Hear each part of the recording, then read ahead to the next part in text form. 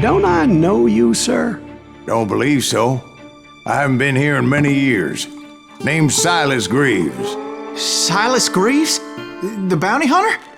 Used to be. Well, what are you doing here in Abilene? Just passing through. Got a little business to take care of. Well, sir, it would be an honor if you would allow me to buy you a beer. Hell, son, it would be my honor to drink it. I'm Molly. Howdy. I'm Dwight. That's Jack and Steve. Ben's behind the bar. Oh, I bet you got some great stories. A couple. Any of them true? Jack, be nice. A few.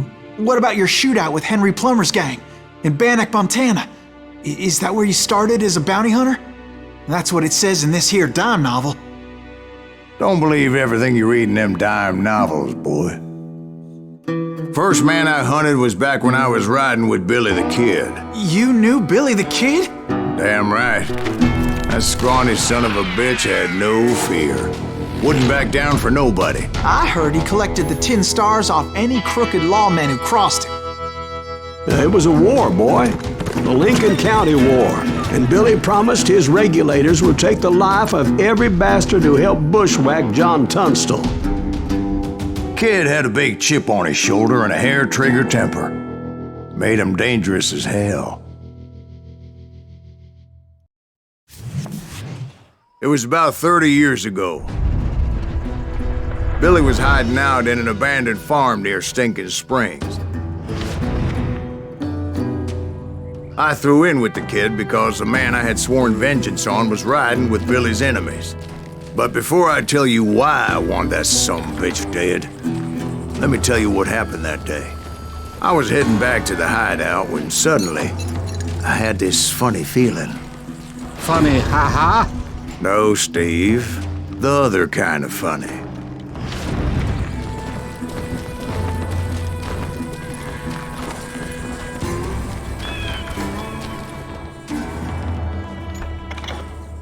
You heard Pat. You need to stay here and keep an eye on the road.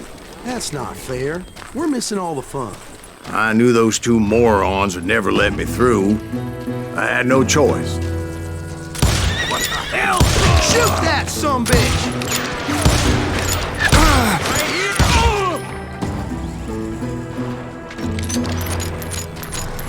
Was it Pat Garrett's posse? Oh, yeah. I heard the shots and I knew I had to move fast. Spread out, goddammit! Garrett and his army of deputies had surrounded the entire homestead. Keep on shooting! Don't let them catch a breath! They're coming from the rear! I decided to help Billy and the boys out a bit. So that's just what I did.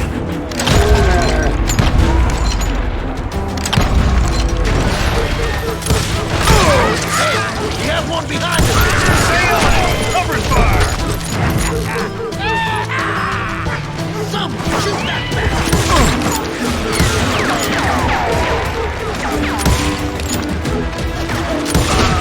As the governor of New Mexico was paying for the kid's apprehension, Garrett was able to hire every gun hand in Lincoln County.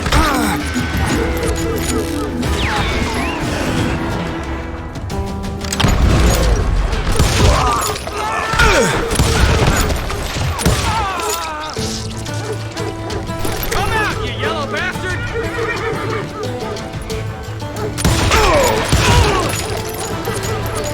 Time to time!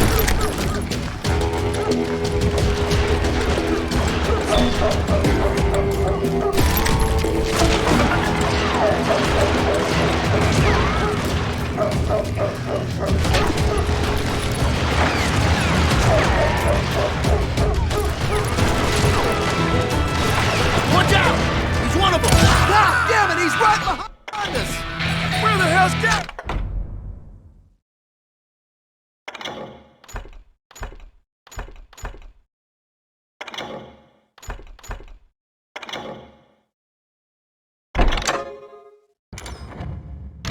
Never around when you need it!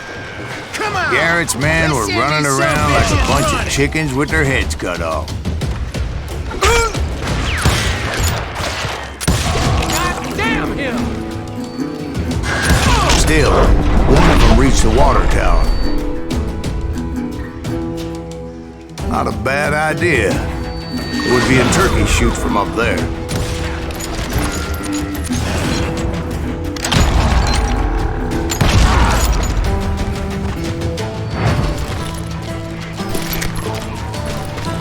Luckily, these shooters Garrett hired weren't the sharpest tools in the shed. The right position is very important. Personally, I prefer to be on top. Oh, you do? Indeed, darling. But where was I? Oh, yeah. A lot of them were saddle tramps, sod busters, or drunken drifters looking to make a few bucks. Where'd he come from?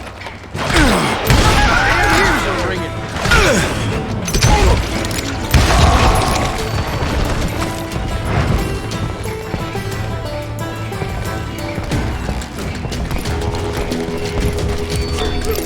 Then, I heard a friendly voice yelling at me from the window. Back door! We'll cover you! Try aiming, you idiots! Truth be told, things weren't much better behind the house. Watch your flank!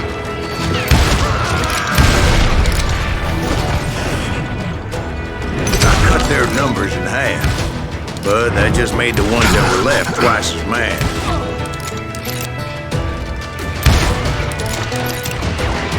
They made up for their lack of skill with a seemingly endless supply of ammo.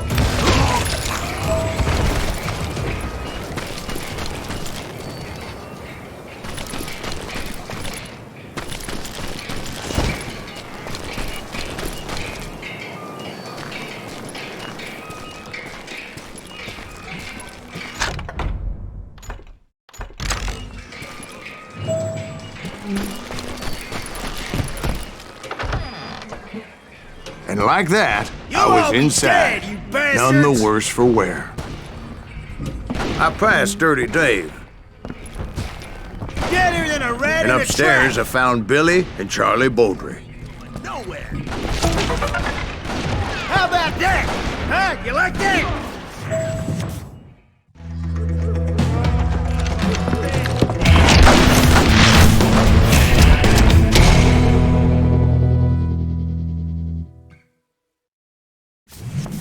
Billy looked at me and said, "About time, amigo. Grab a gun and get to the window." Wait, so you were friends with Billy the Kid? Yeah, sort of. Anyway, we were surrounded by dozens of deputized shooters who wanted to do us harm.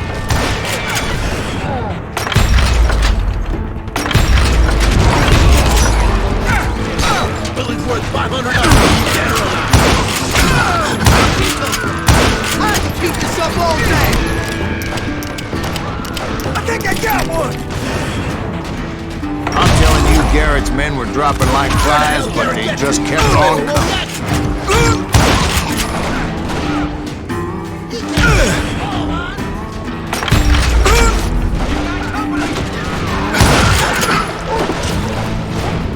That's when Charlie got hit. "They're catching us in a crossfire," shouted Billy. "Get to the other side."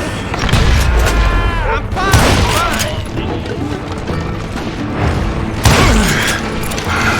Shoot that bastard.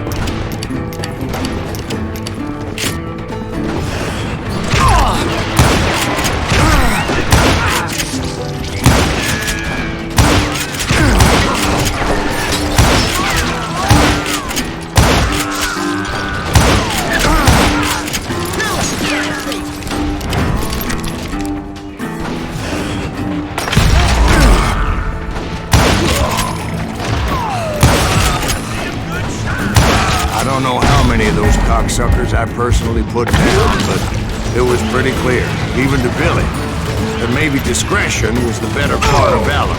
What's that mean? It means that it was time to cut and run. "They got a Gatling," Billy shouted. "Get the horses and bring them round back. I'll draw their attention."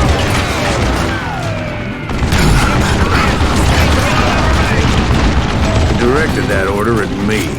And I thought, why the hell do I have to do it? But I went anyway. Dumbass that I was back then.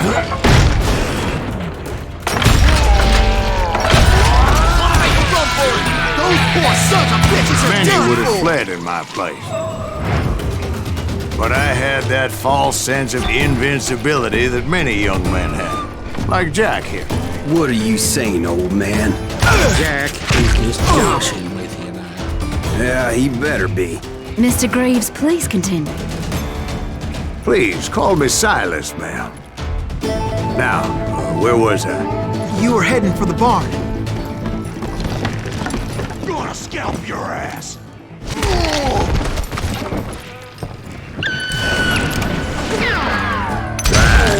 Making my way past a passel of fallen foes.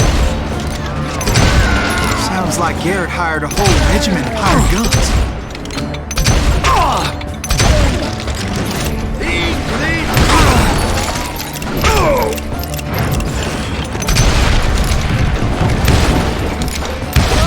Yeah, and just when I thought I was done with them, more of these hapless bastards would pop up.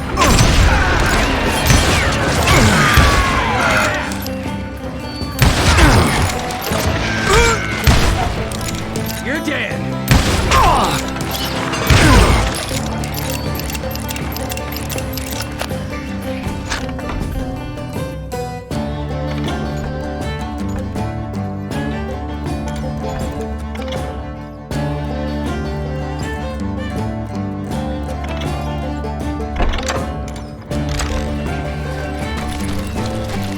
Finally, I had the stables within my reach.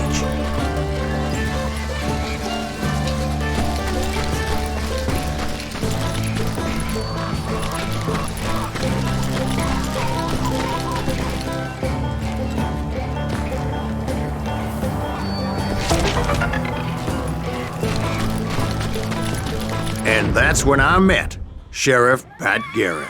I read that you went toe-to-toe with him, sir. That backstabbing bastard with that tacked-on tin star.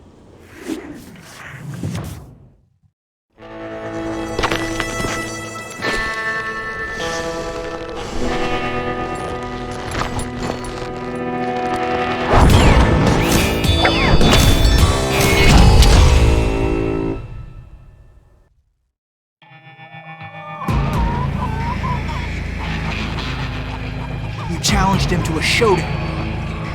You read that in a dime novel? It said he showed no fear as he took your measure with eyes like a rattlesnake.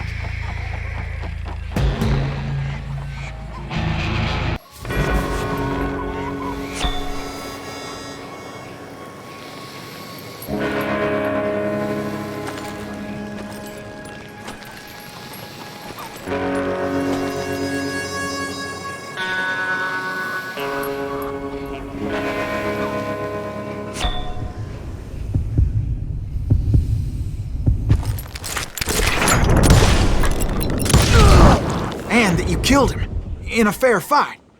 Is that what that penny dreadful said? No, boy. That ain't what I meant when I said I met Pat Garrett.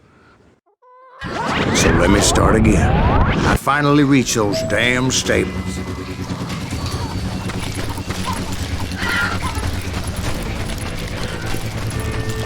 I stepped inside, and last thing I heard was Garrett's voice.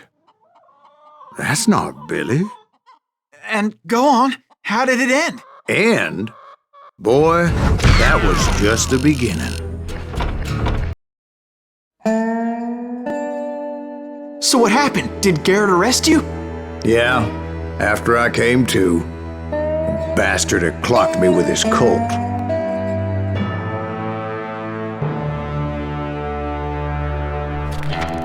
And the kid surrendered? When he realized there was no getting out of there alive. So they locked you up in Lincoln? Indeed they did.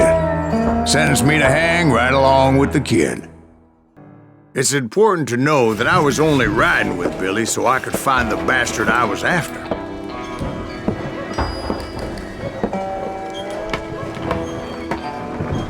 He was with John Kinney's gang, and they were sworn enemies of Billy's regulators. Why were you after him? I owed that son of a bitch a bullet for what he had done to me and mine.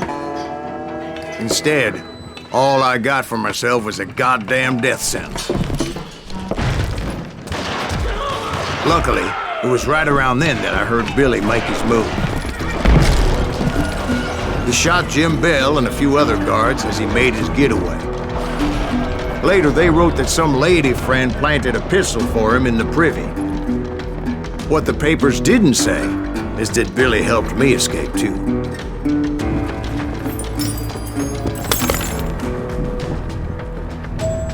My first order of business was finding a firearm.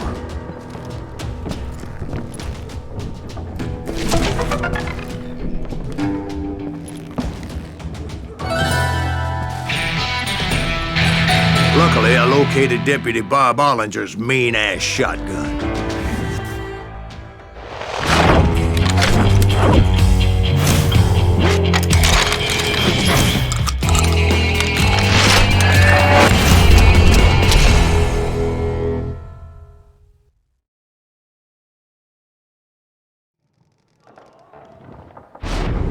I saw Billy through the window, and he yelled that I should take to the rooftops to make my escape.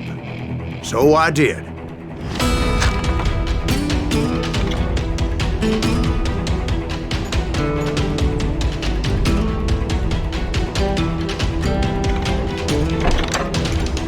Anybody see Billy? That little shot Jim Bell! Hell yeah. That scattergun was like a double-barreled howitzer. It could blow a man clear off his feet. You hardly had to aim the damn thing. The kid's escape raised a huge ruckus. Guards were everywhere looking for him. Can't let the kid get away!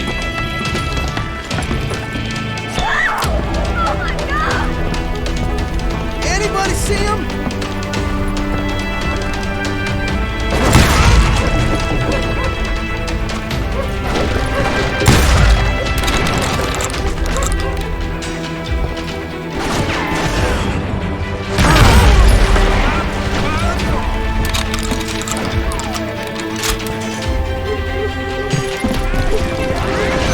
Jump from roof to roof like a damn alley cat. I followed the planks where I could. Some of that wood was slippery as hell. The whole town was up in arms. And suddenly, I was a fugitive. How the hell did that kid escape? Garrett's gonna get hard! Can't have got far! Gotta be around here somewhere. He broke out of jail. Not the answer.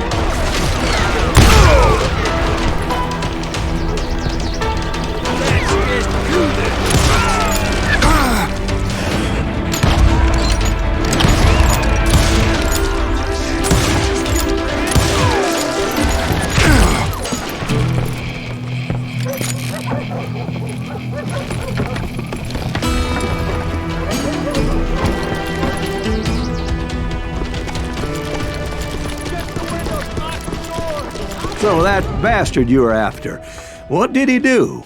He did me and my family a grievous harm. But I knew if I was ever gonna find him, I would need to get my ever-loving ass out of there. I tried to be stealthy and sneak my way past. This town doesn't have a moment's peace. You! But hell if they weren't all waiting for me. Apparently, some of them thought I was Billy.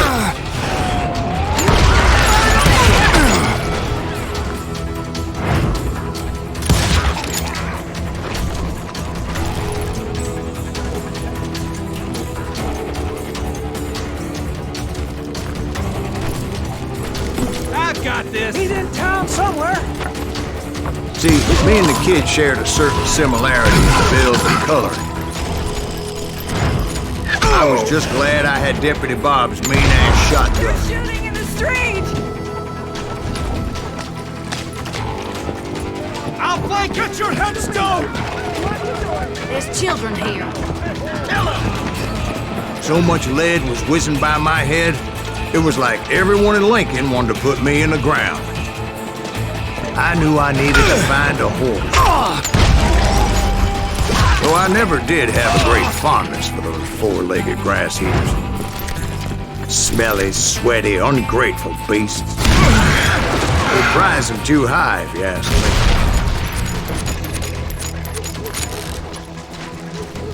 I'm here.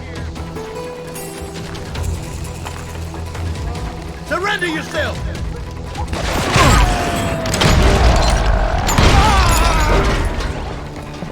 You're threatening the lives of innocent people.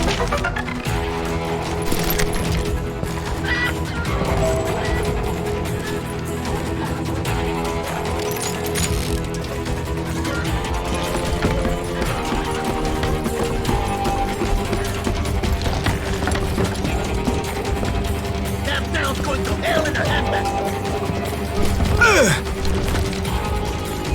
But where was the kid while you were busy getting shot at?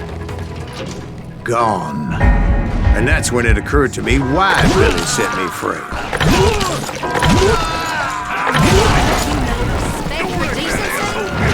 So I could be a hapless decoy and draw attention while he snuck out of town.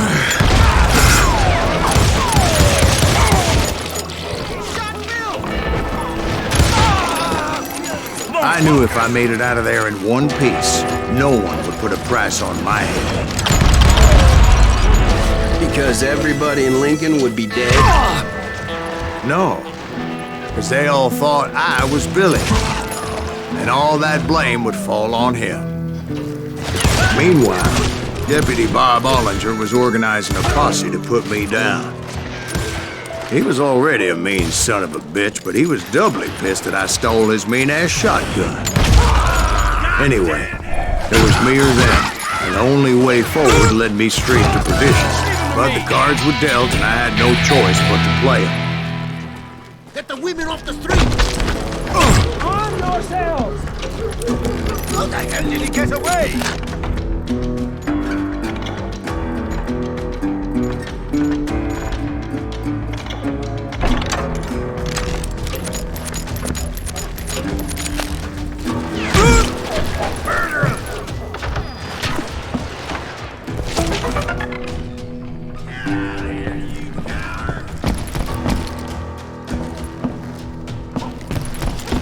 We're gonna be in deep shit when Pat gets back.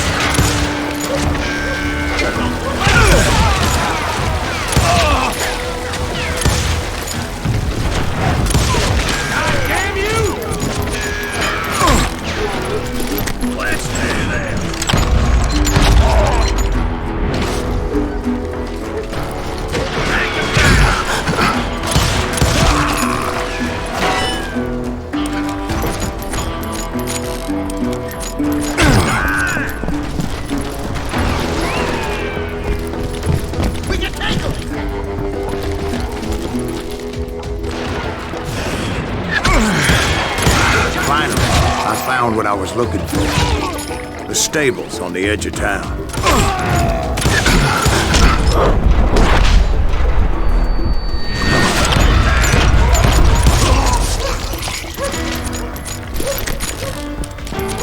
I guess Billy saved your ass, taking out Bob Ollinger the way he did. Billy didn't kill Bob.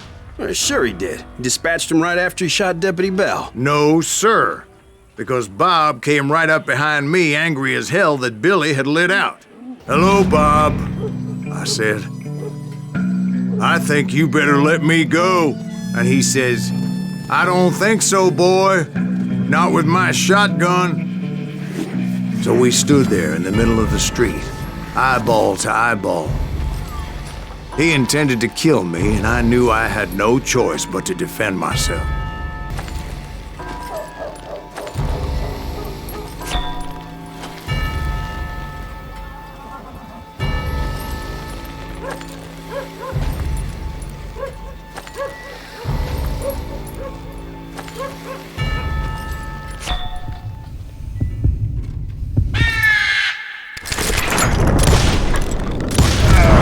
Some say I fought unfairly, but they weren't the ones looking him in the eye that day. Pat Garrett gunned down Billy 3 months later, so his escape was all for naught anyway. So where'd you go after Lincoln? Mexico. Until I realized nobody was looking for me. I ended up taking a job at the Rurales. The Mexican Rurales?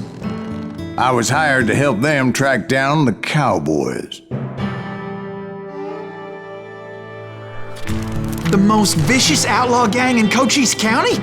Curly Bill Brocious? Johnny Ringo? Led by old man Clanton himself. They must have paid you a pretty penny to take them hombres on. Not really. But truth be told, I had my own reasons for going after those boys.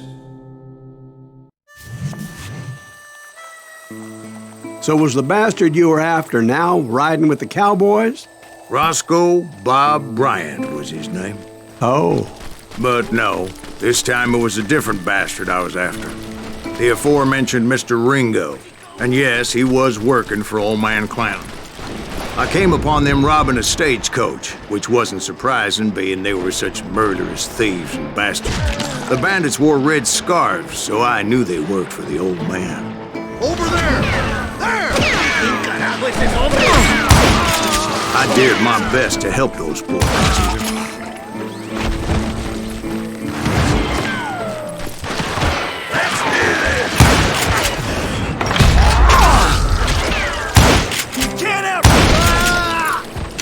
Moments later, the attackers were dead, and I checked the stagecoach to see how many passengers were still breathing. None. It was then I wondered if the rocks weren't hiding more bandits. Was that all of them? Or did I just hit the rear guard? I quickly got my answer. They attacked from on high like Apaches often did. They would appear in great numbers from above and rain down lead on their hapless enemies' heads, making use of the high ground and whatever else they had. Yep, the Apaches always appeared out of nowhere, and there never seemed to be an end to it. Hold on. Were you attacked by Apaches? What happened to the cowboys? Did I say they were Apaches? I said Clanton's cowboys attacked me Apache style. I was in a pitched battle, but I was holding my own against an overwhelming enemy force.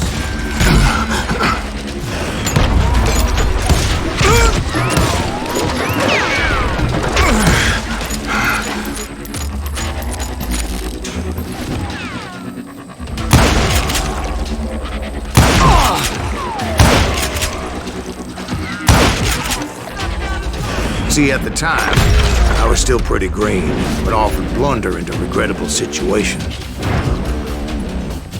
But I just kept shooting at anything I could see up in those damn rocks. I didn't see Ringo, but I knew he was with the cowboys. He and Roscoe Bob had done me a dreadful wrong, and I was determined to have my revenge. But to get to Ringo, I knew I'd have to find my way past these other assholes first.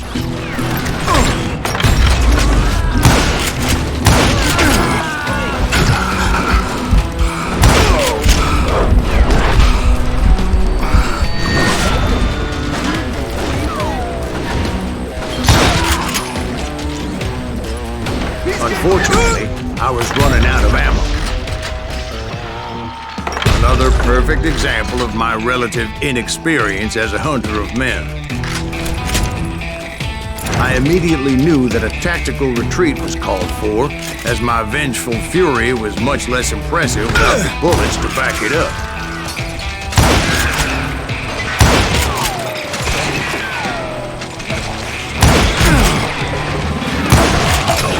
Finally, they managed to corner me. Trapped as I was, the odds of my survival seemed pretty slim.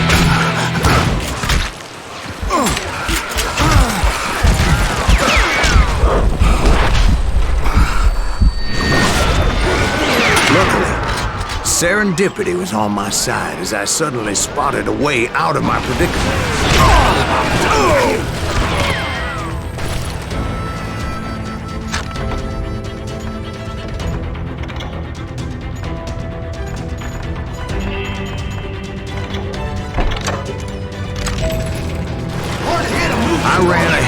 as if the devil himself was after me.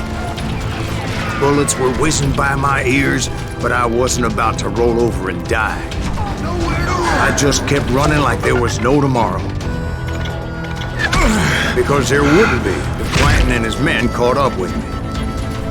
As I was scurrying around those caves, I thought, what was I thinking? Going up against a gang like this.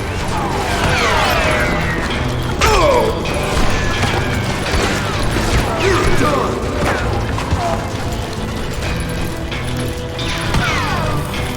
They were hunting me like I was game.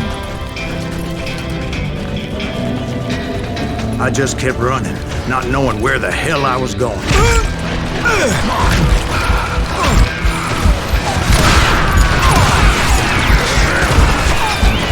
Somebody kill him!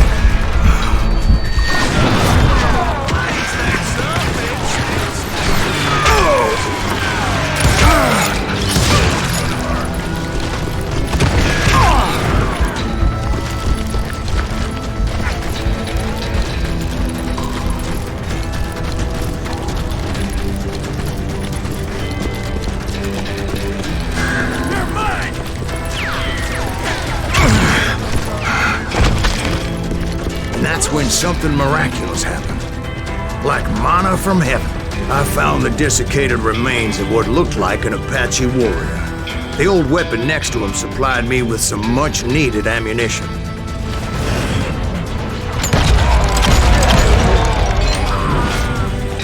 Bat Masterson once told me it was more important to be lucky than good, and he would know.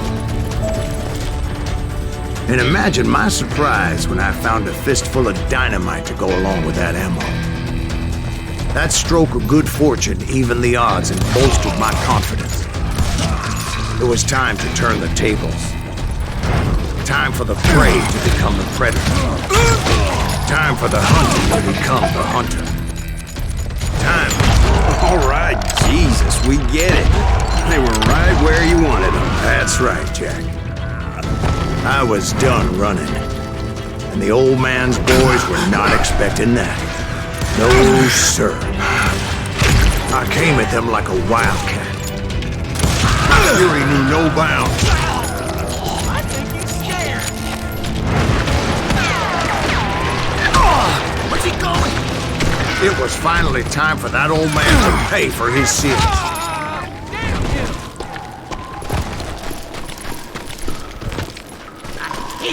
Running.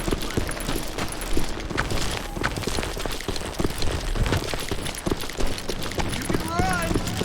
Can't hide forever.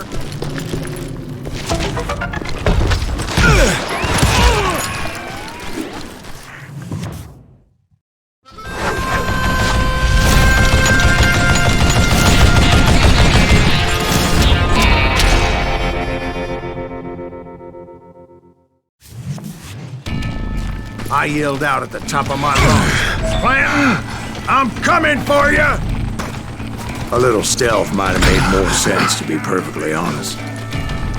Because that old fool had a Gatling gun and enough bullets to last him till kingdom come. But I knew I could not let that deter me. Not if I was to find and kill Ringo.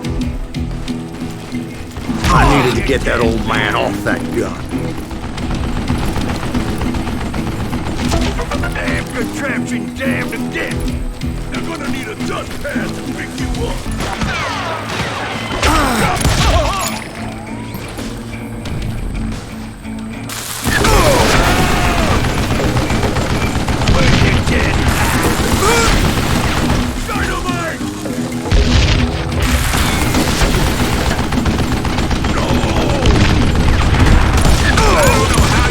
This long.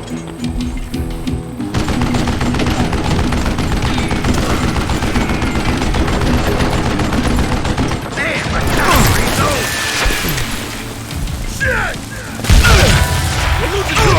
Apparently, one of the cowboys made it out of there alive and told Ike and Billy Clanton that it wasn't a Mexican who took their father's life that day. They just assumed it was one of the Earps, and that little misunderstanding eventually led to that legendary gunfight at the OK Corral. A few weeks after that dust-up at the OK Corral, I was still after Johnny Ringo. I had tracked him and the cowboys to their hideout at a sawmill, and they were loaded for bear.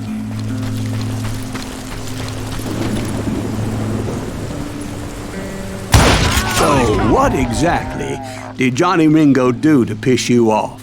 Well, him and that other bastard. Roscoe Bob Bryant? Yep. They both deserve to die, and I promise I'll tell you why. But first I need to tell you about the cowboys' new boss, Curly Bill Brocious.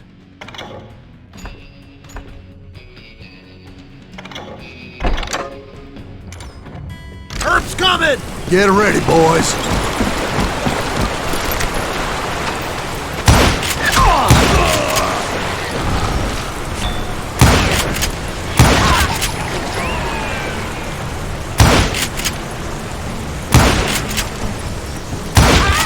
Curly Bill took charge of the cowboys upon the old man's demise, and after that gunfight at the OK Corral, the Clantons wanted revenge.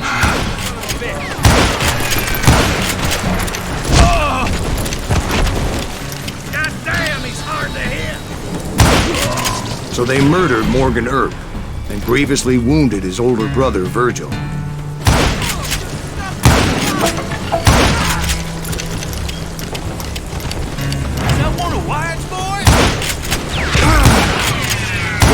Doc went on what became known as the Vendetta Ride, hunting those outlaws down. So when I showed up, that's who they thought I was.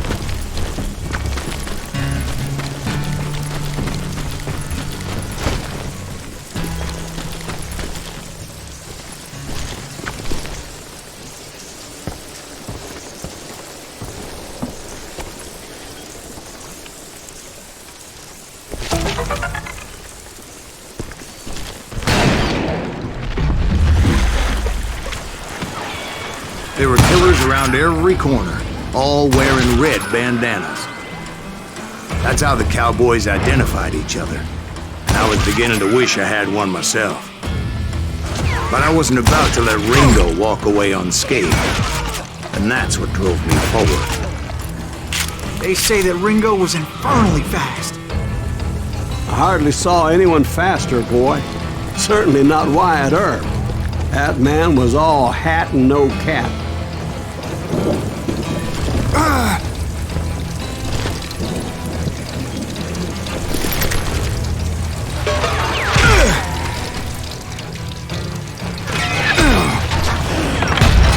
Earp wasn't much of a match for him, but Doc Holliday might have taken him. That lunger should have kept his nose out of it. They never charged anyone for the murder of Morgan Earp. But everybody knew that Curly shot him in the back. That was common knowledge. Yeah, maybe so. But Ringo had nothing to do with it. He was just being loyal to a friend. Is that what you call it? Being loyal? Well, to get to that loyal friend, I had to pass by some buzzsaws as big as a man.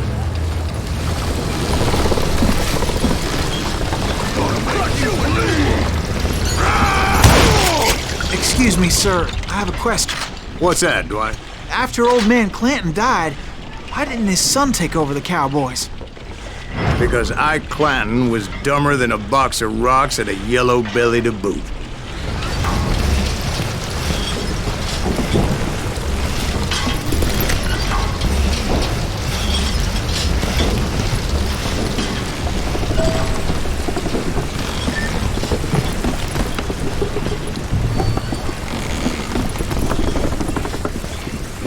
Now, where was I?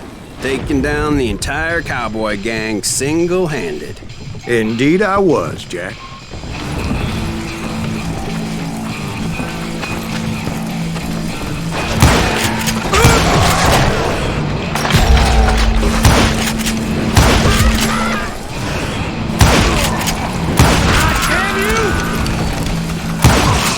Though it wasn't easy, as those boys had good cover.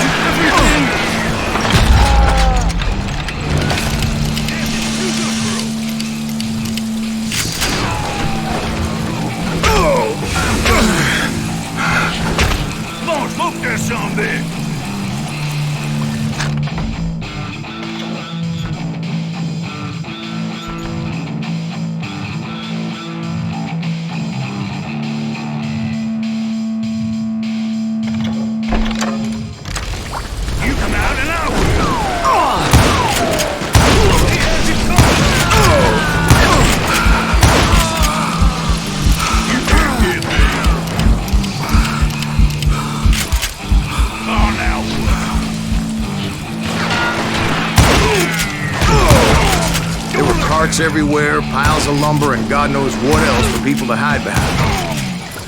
That really was one hell of a sawmill. Quite an impressive operation.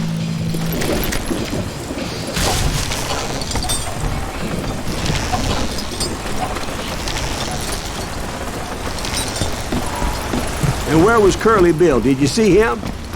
I'm about to get to that, Ben. Patience. I'm painting a picture here. There was this beautiful waterfall and a crystal clear stream that led to a verdant valley that was truly... Consider your picture painted. What happened next? Well, finally the bastards that were still alive made a last stand.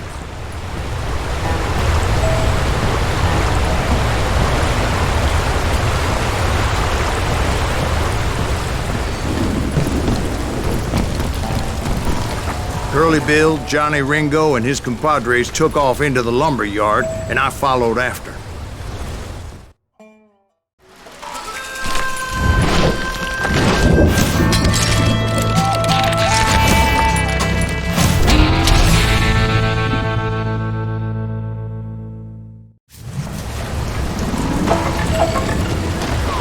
Are you saying they ran? Cowardice was not in Ringo nor Curly Bill's nature. No, sir. I never said they were running scared. They just wanted me out in the open. Showing up here all by your dance with the devil.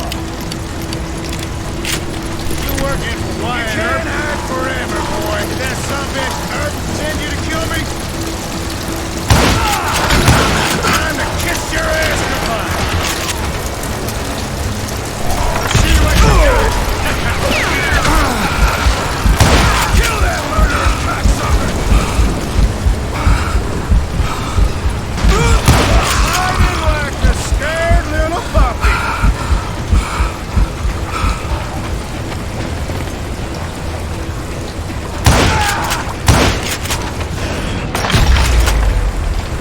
Ambrosius gave me no choice but to take his life. But Ringo was nowhere to be found. I knew you didn't kill Ringo, because he was found dead in a different location altogether. To this day, his killer is still unknown. Indeed. Took me a few months before I finally tracked his ass to West Turkey Creek Canyon.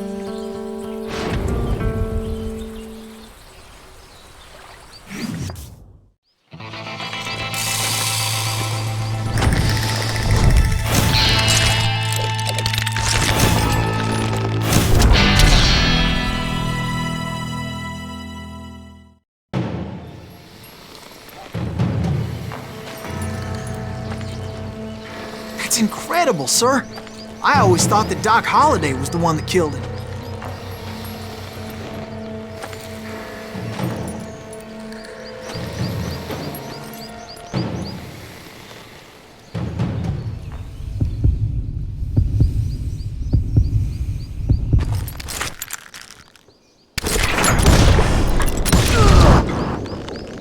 Sorry I had to ruin the legend for you, boy.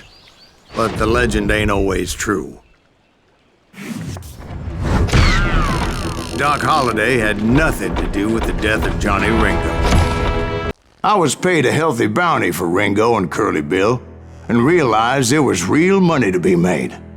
That's why I went after Henry Plummer.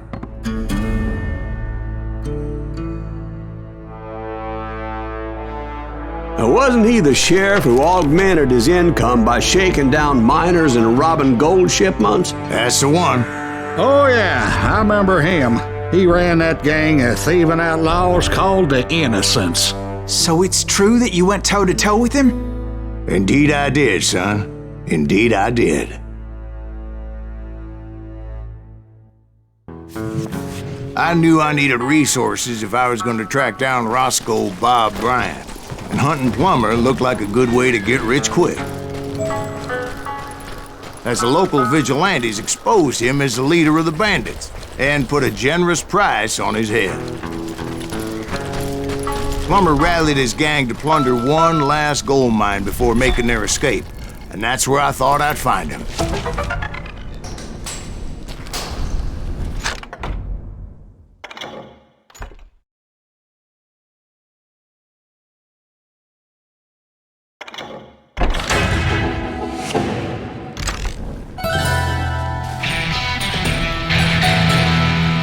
Makes me nervous standing so close to all these goddamn barrels of gunpowder. Why would you be nervous?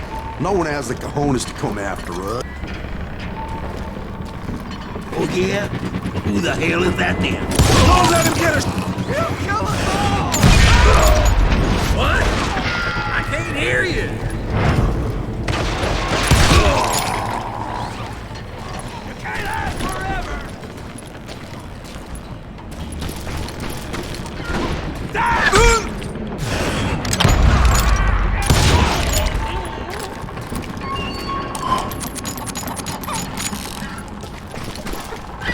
I knew that dynamite wasn't mine, so I decided the polite thing would be to return it.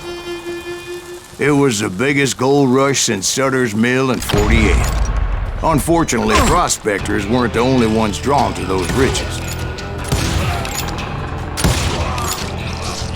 There were thieves and killers, robbing travelers and hijacking gold shipments. Like those that ran with Plummer. Some were just regular folks I knew from town, drawn by greed and easy pickings. Charlie Crow, the blacksmith. James, who worked in the stable. And Jeremiah Barber, the butcher's son. Ordinary citizens who lived a double life. Close arrest were veterans of the Civil War. Stone-cold killers trained on the bloody fields of Shiloh and Antietam. Plummer had a lot of men on his payroll. A hell of a lot. He set up a defensive perimeter which I had no idea how to break. Dangerous and desperate individual. I was outnumbered and in way over my head. but I was too damn stubborn and stupid to realize it. They must have thought I was touched. I thought I was some kind of hero.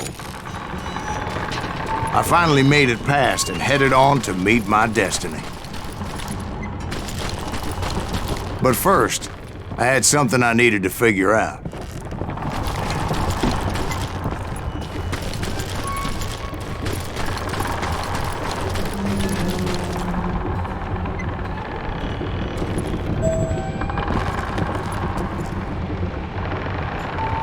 I had a few ideas on how to get into that mine, but once I made my decision, I knew there was no turning back.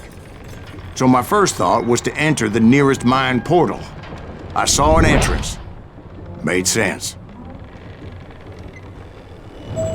It was the quickest way in, but that also made it more dangerous, as there would undoubtedly be enemy pickets posted along the way.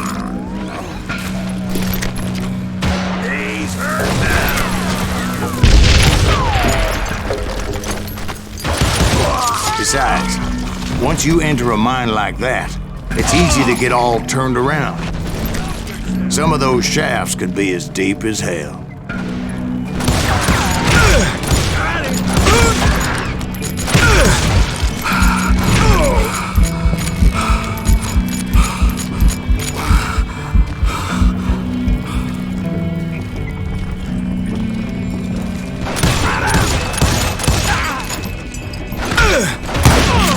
A single stumble or misstep can easily end in a deadly plunge to oblivion.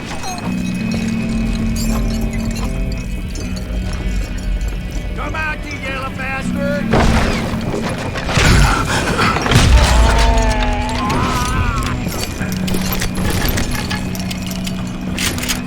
Leave him to me!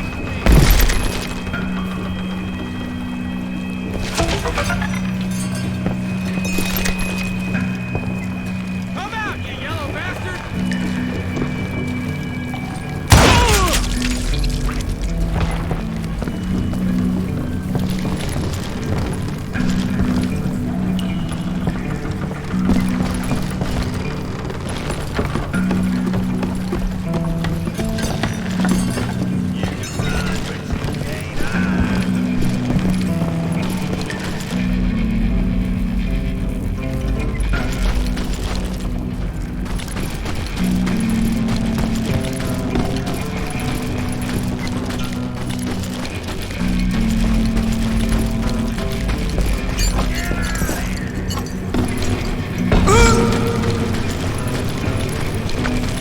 Quick reflexes often make up for a lack of common sense.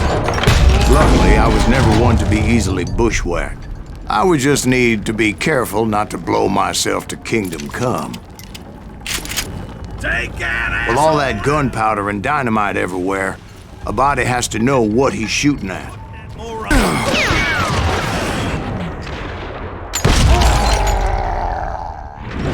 Now you're really pissing me off!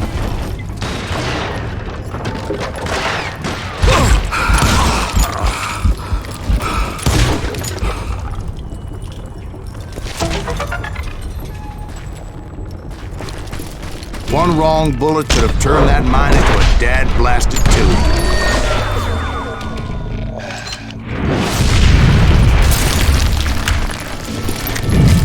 I freely admit that my plan of attack was not just moronic, but clearly insane.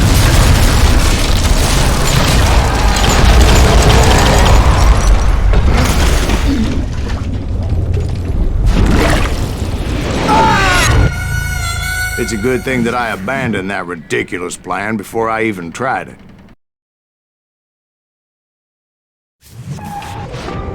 Instead, I spotted a ladder, a way into the mine from the opposite side.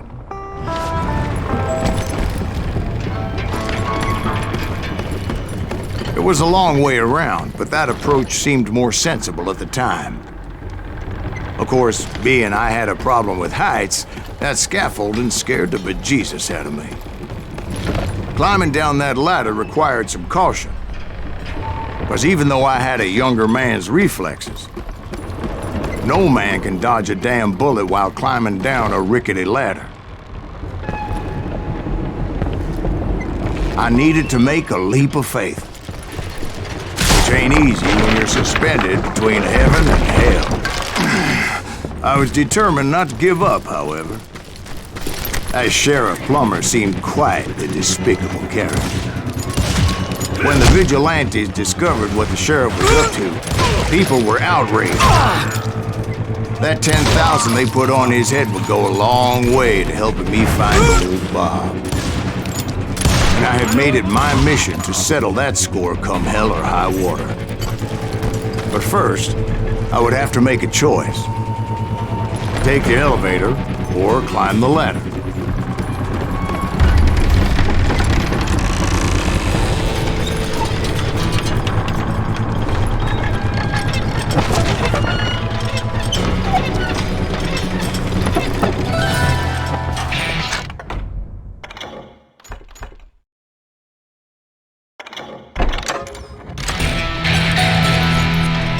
Drop you down a mine shaft.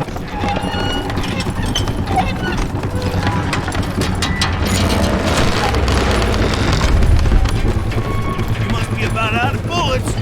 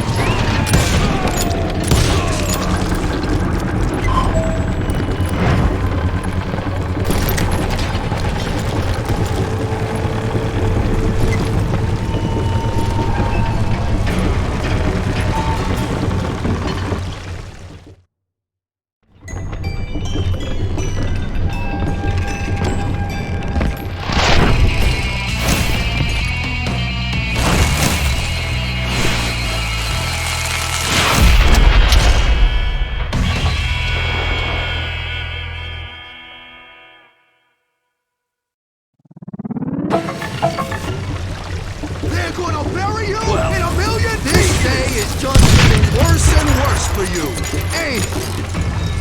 Henry Plummer was clearly unhinged, and I could see right away that this was gonna take some doing.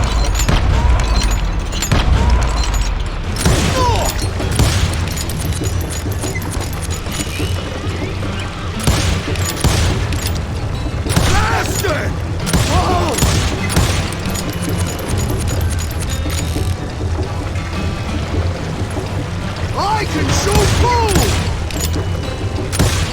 Oh, bastard! I need some help here! Come on, boys! Take this cocksucker out!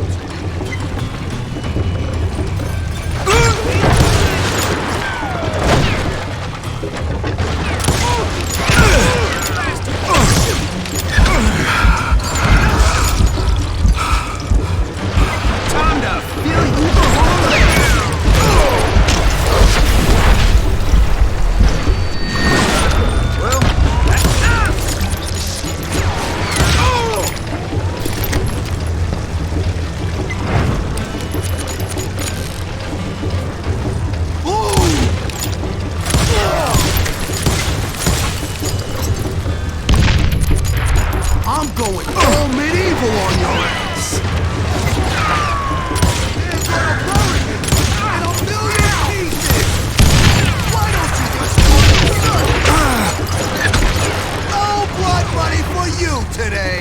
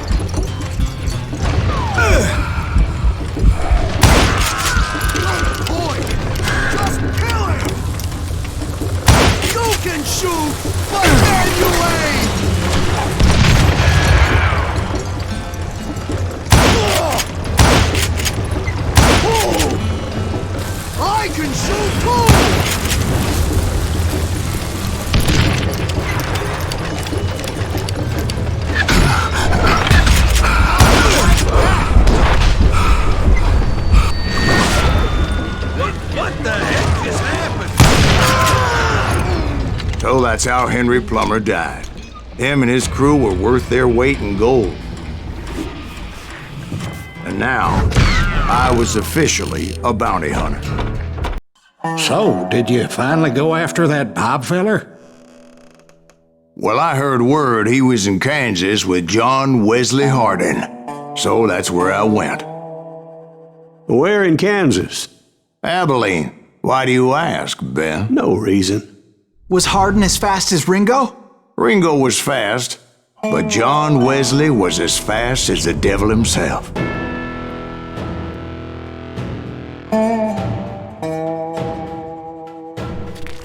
Hell, he killed his first man at 15. From that day forward, he had a price on his head and wouldn't back down for nobody, not even Wild Bill Hickok himself. I dodged death many a time, and that night in Abilene was no different. What the heck? I was there with the intention of finding that bastard Bob and collecting the bounty on John Wesley. I thought the Texas Rangers got Hardin. Yeah, that's what they want you to believe.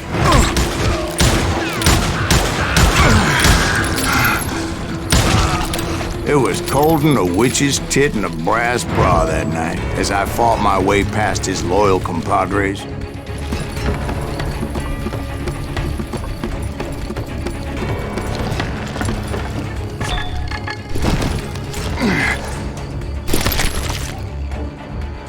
To the very same saloon we're sitting in today.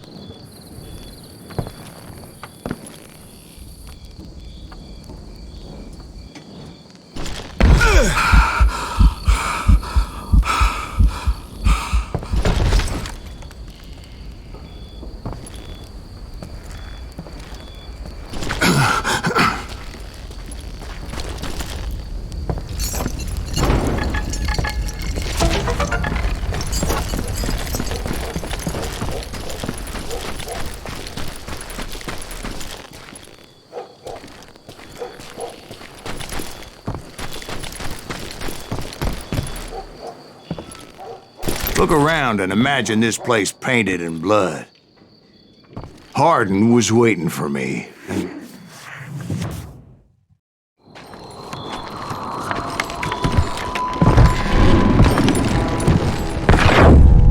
Wait, I'm jumping the gun here. Let me back up and give you some background on this sumbitch. He deserves that much. Don't you think so, Ben? John Wesley Hardin was a killer. By the end, he confessed to taking the lives of 42 men. He was a bona fide folk hero by then, and had amassed a gang of armed miscreants and other assorted thugs.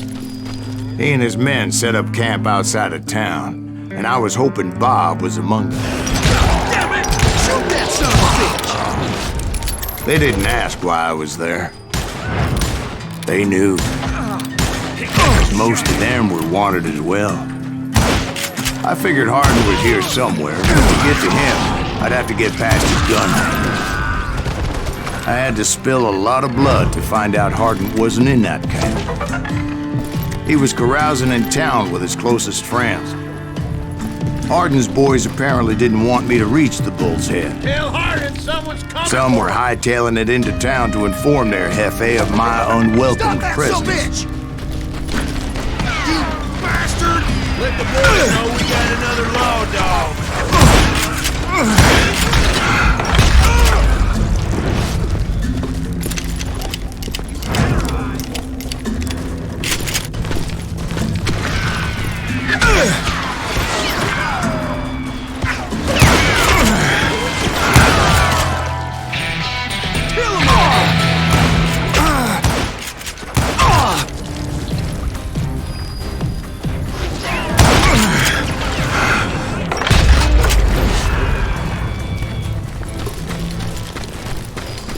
I wondered if Bob was among them.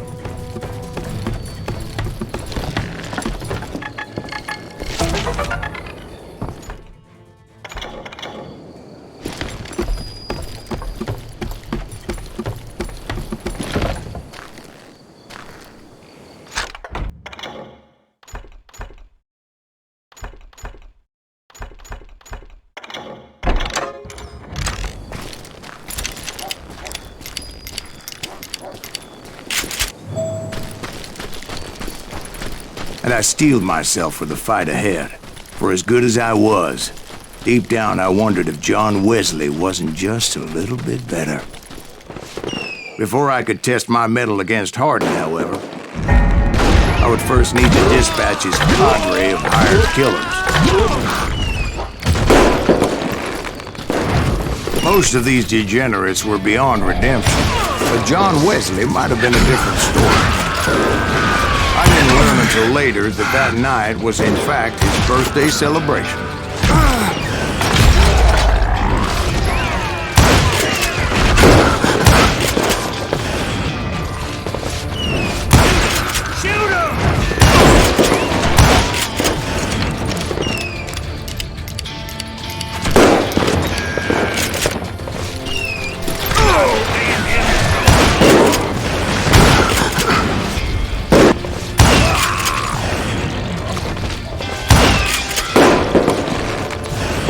I think I already mentioned that I found Hardin in this very saloon.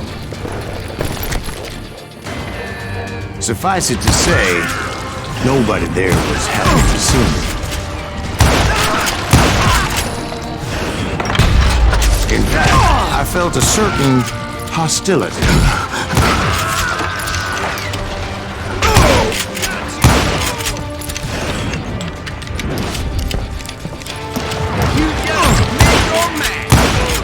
I was disappointed that neither Bob nor John Wesley were among the dead.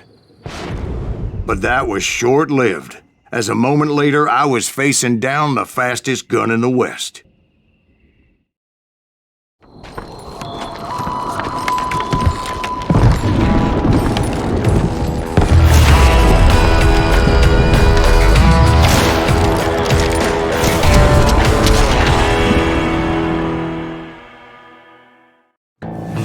I felt a bolt of adrenaline, or maybe that was fear. He was well known for his tricks, and I knew I'd need my own if I was ever to defeat him.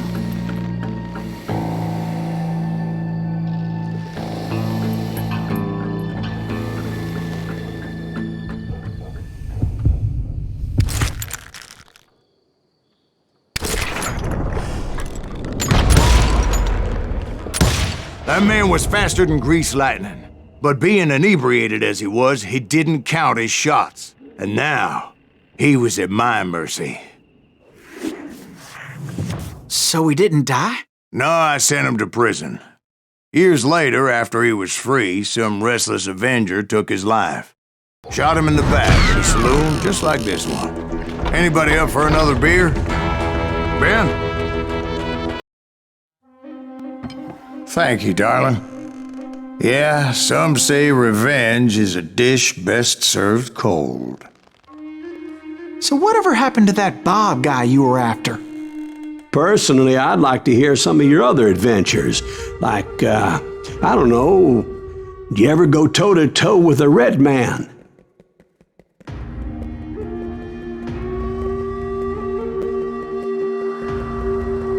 Yes, I did, Ben.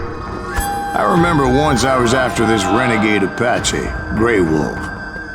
Strangely enough, revenge was also his primary motivation.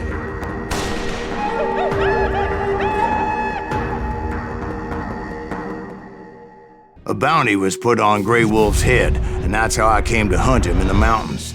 Mountains so high they tickled the nether regions of heaven.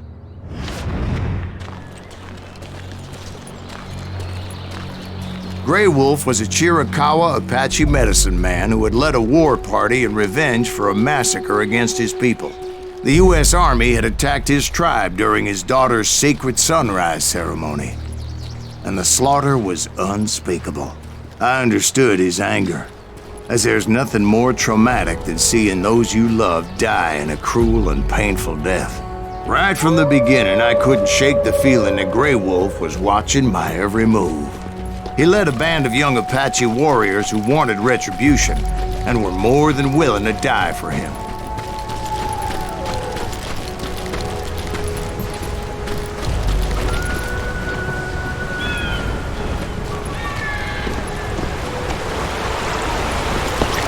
They saw me before I saw them.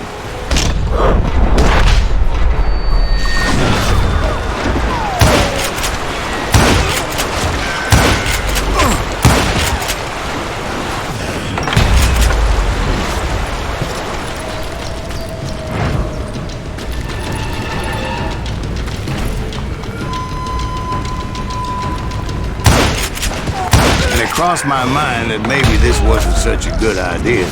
But now that the shooting had started, there was no backing down.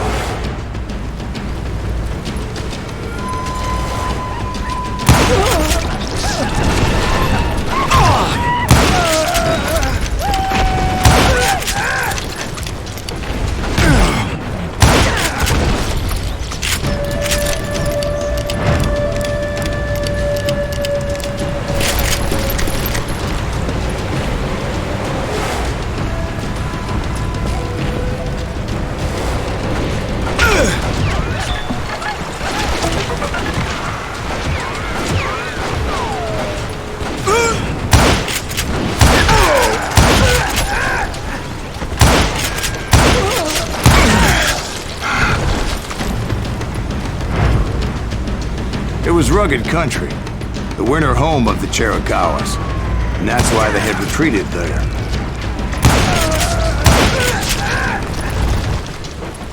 I admit to having some regrets about going after them the way I did. But then again, I got a lot of those.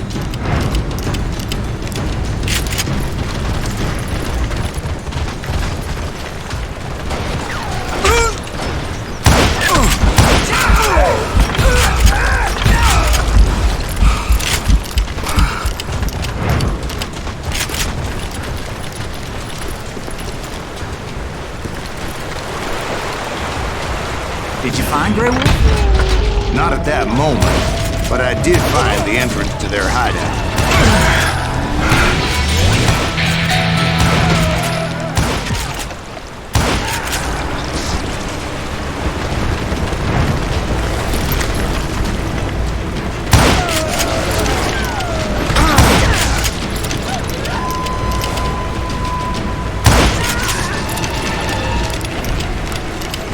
Deep crevice that led to a deeper cave. Don't tell me you went in there. Yeah, but it's not out of bravery so much as pure, angry cussedness.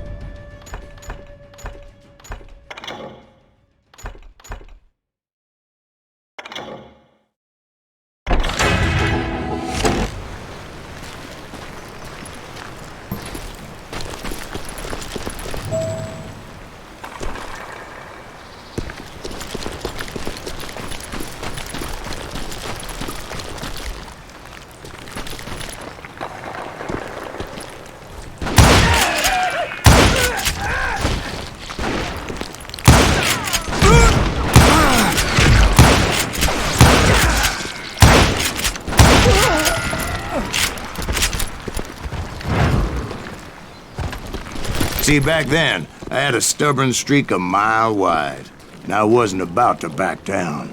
So it was like pitch black in there? Actually, it was pretty well lit, as they had torches on the wall.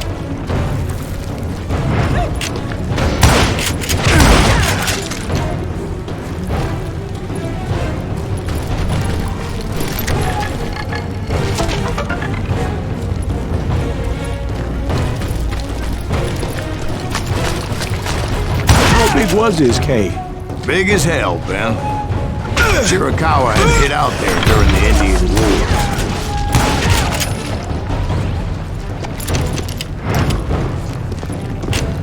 They thought it was haunted with the ghosts of those murdered by the horse soldiers. The cave was haunted with dead Indian ghosts? To be honest, I was more concerned with the live ones than the dead ones.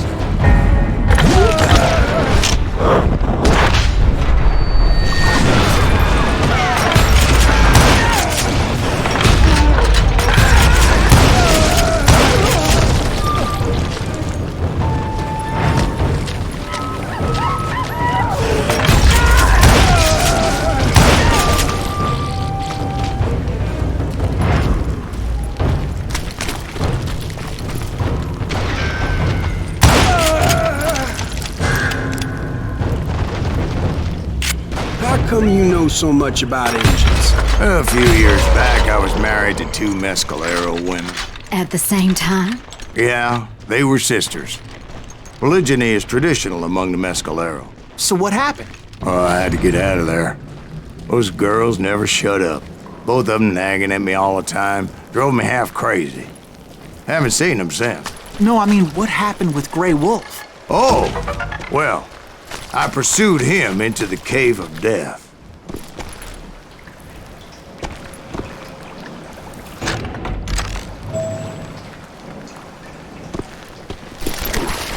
I came upon this flooded grotto, and that's when I saw him.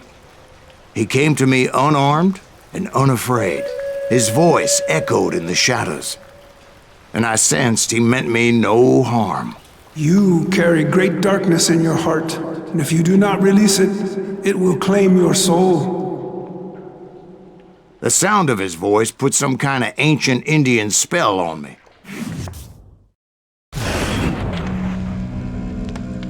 As his story unfolded in my mind. You will come to this place again and kill many more men, and the darkness will grow until it consumes everything that you are. The soul would have no rainbow if the eye had no tears. He said I was a great warrior, a coyote man, unequaled by any other pale-faced warrior, or something like that. The snakes will bite shadows of your past until a venom poisons your heart, and an echo of the song of the dead summons the spirits deep from within the mountains. I didn't quite get what he was saying, but there were definitely snakes. And indeed, his warriors surrounded me and attacked me like hungry wolverines. They couldn't stop me, though, and Grey Wolf wasn't in the mood for idle talk.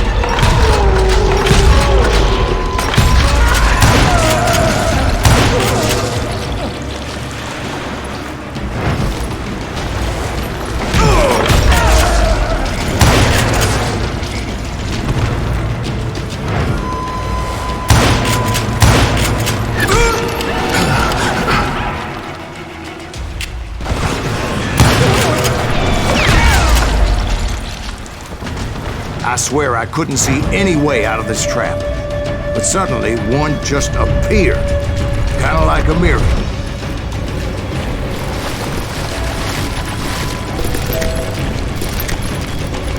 I felt like I would be lost in that damn cave forever. Finally, I found myself back outside, perched on the edge of a precipice, overlooking a thundering whitewater river. To get where I was going required several leaps of faith, but no way in hell I was turning back.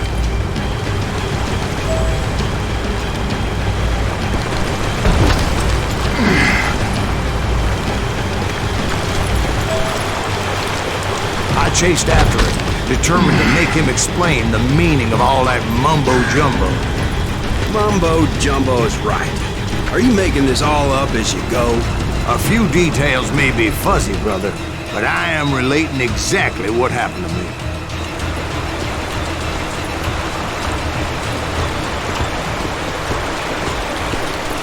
There were dozens of Apache warriors aiming at me from on high. Dozens? Well, maybe not dozens, but there was a lot of them. At least 3 or 4. Well, more than that, little lady.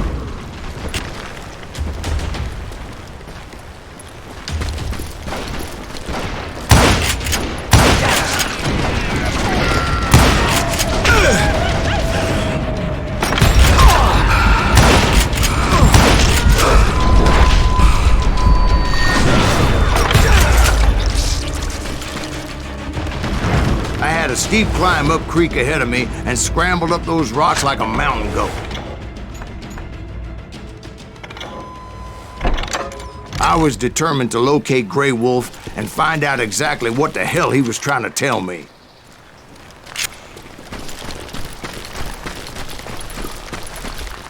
And wouldn't you know it, that crafty son of a bitch led me right into a trap. What kind of trap?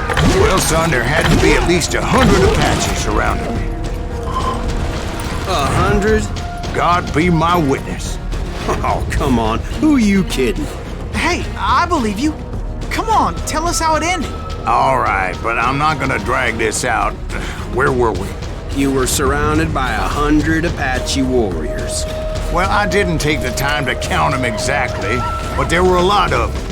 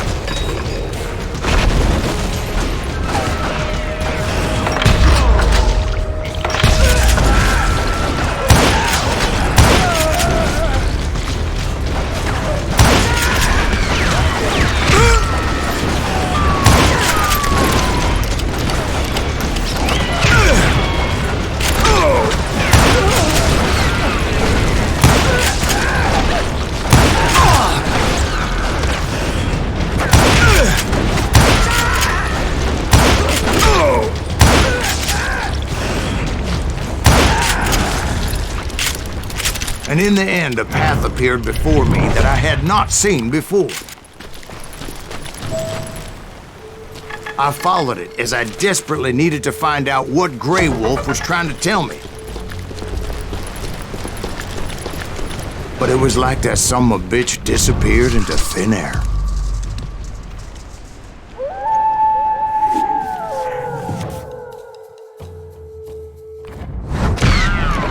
Never did find him. And never did collect my goddamn bounty. Thank you, darling.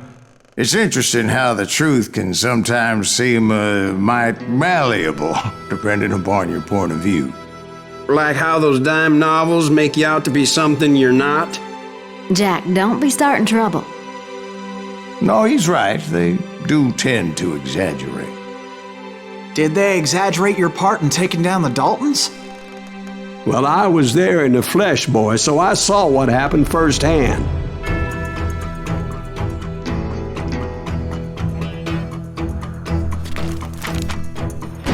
Those Daltons were lawmen once, before they all went bad, robbing banks and trains clear across the territory.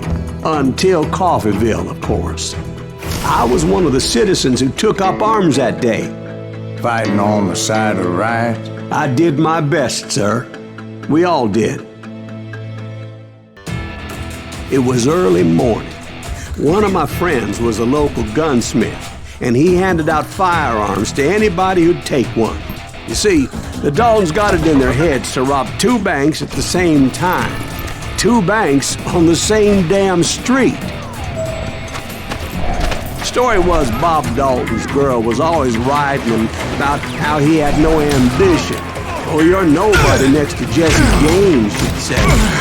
Finally, the bastard took his brothers to Coffeeville just to shut her up. Right. It's always the woman's fault. Well, the locals recognized the Daltons right off. Before they could get away, half the town took up arms to defend their property.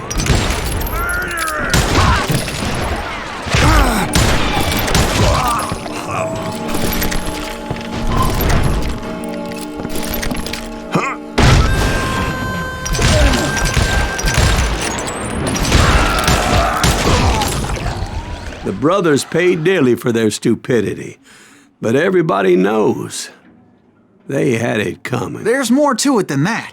I read all about that day, so I know for a fact that it went down very differently. First of all, it was high noon. A posse of U.S. deputy marshals were on the rooftop across the street. Get ready, boys. They're gonna make a move. The lawmen had been tracking the Daltons for months. Now they finally had them dead to rights. Among them was a bounty hunter feared by many a lawbreaker. This man had no intention of letting the Daltons slip away. The marshals tried to get the Daltons to surrender. They'll give up eventually. We just gotta wait the son of the bitches out. This bounty hunter knew that the brothers were far too proud to ever lay down their guns.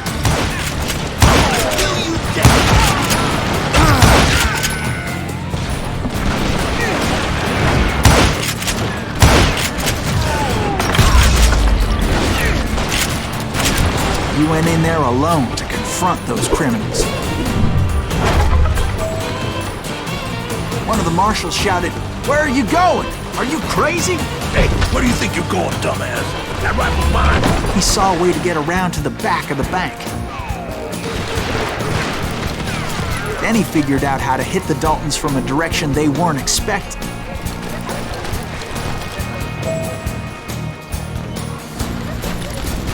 From above. Fortunately, a water tower was right there. A moment later, he was climbing up a steep ladder, laughing at danger as he did.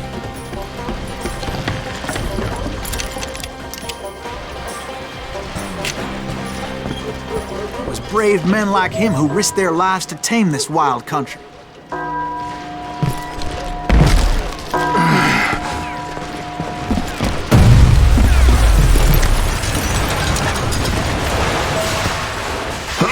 We've got company.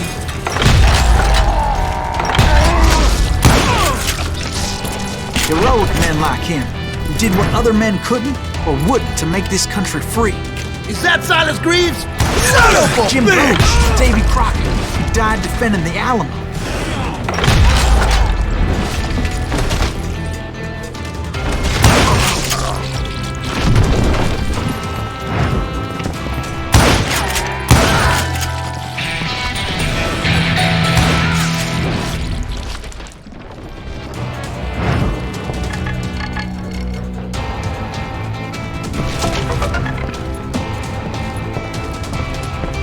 Over there! That's Silas Greaves. What the hell? Blam! Blam! He came away victorious, taking down those thieving Daltons. His name was Silas Greaves, and when the dust finally settled, he was the last man standing.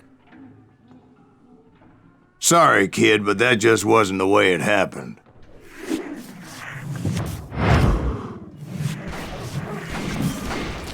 It was early evening, not high noon.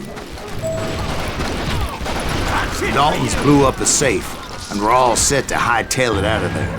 I was late to the party, and Coffeyville was already up in arms. Those pathetic deputies surrounding the bank were dropping like flies.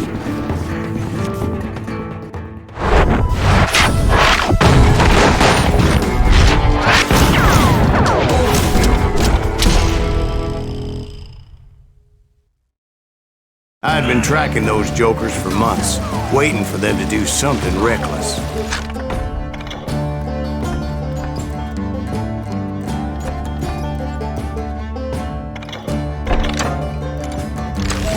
In for the kill. And finally, they did. Those stupid bastards decided to rob two banks at the same time in the same town where everybody knew them. But they still had friends in Coffeyville.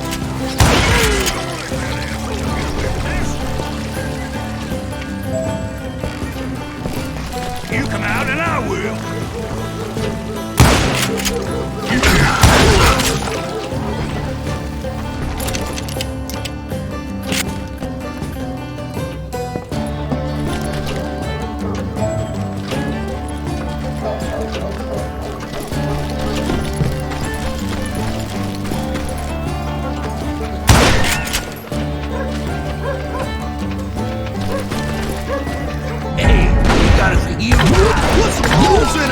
Those friends came after me like a pack of wild dogs, tooth and nail.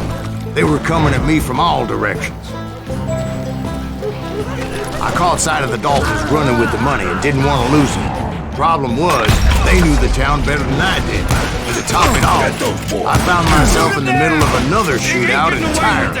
Did the Daltons hole up in somebody's house? No, it was the Smiths, I believe. They were cousins of the Daltons, and they were shooting at the Browns, who were shooting at the Daltons, which wasn't any surprise, because those two families have been feuding forever.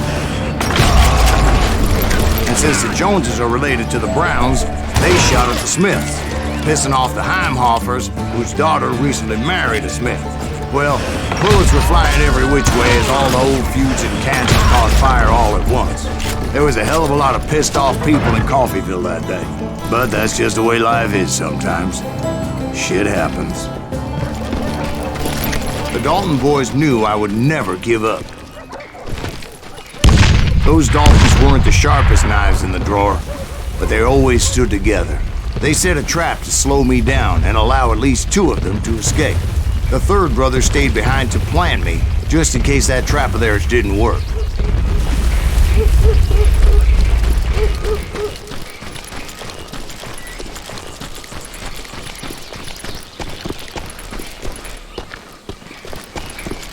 It was Emmett, the youngest, and he decided to stand his ground and face me down.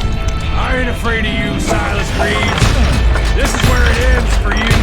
He was determined to protect his brothers. I understood how he felt.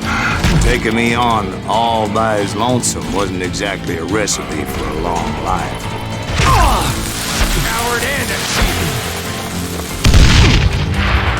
cheat. You ain't getting by me, Reeves.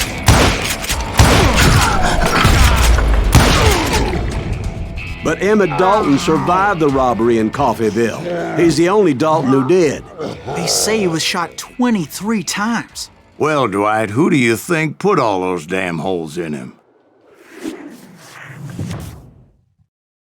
But I have to admit, that boy had grit. We'll get those suckers! It took me a couple of days to track the Daltons down. They can't get away with this! And in that time, a whole posse of local vigilantes offered to lend a hand. We'll track him to the ends of the earth. They seemed as determined as me to find those outlaws. But as we headed into those swamps, it was like I had my own private army.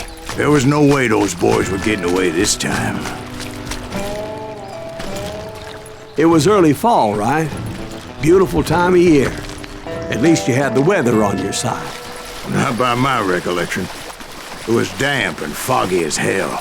It was tough to stay on a true course, so we kept an eye out for landmarks. It was autumn. The maple trees were in full color, red as blood.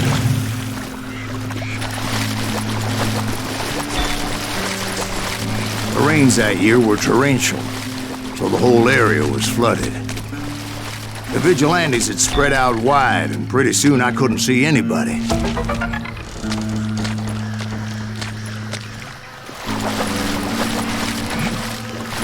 Bury them in the swamp! Plant them where they stand! Except for some bitches ahead of me wanted to do me harm, so I had to face them alone. I wondered why my compatriots didn't come running when they heard the shots.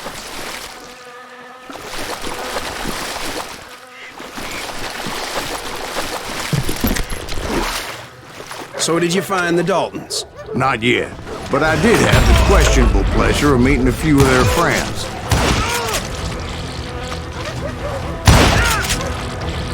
You can't hide from me.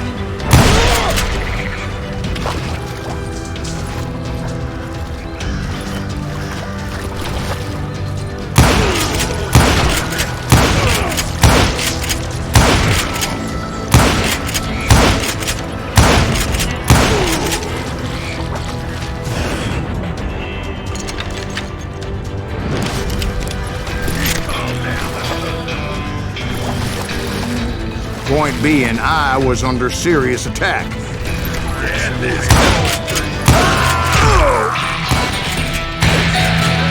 reinforcements was nowhere to be seen.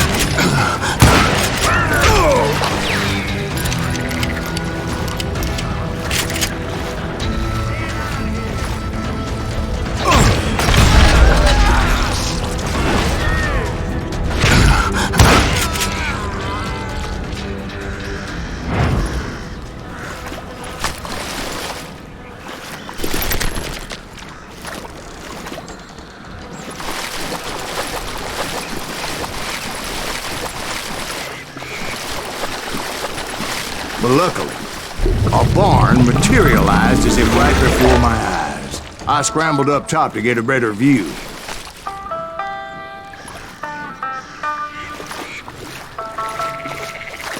But just ended up falling inside.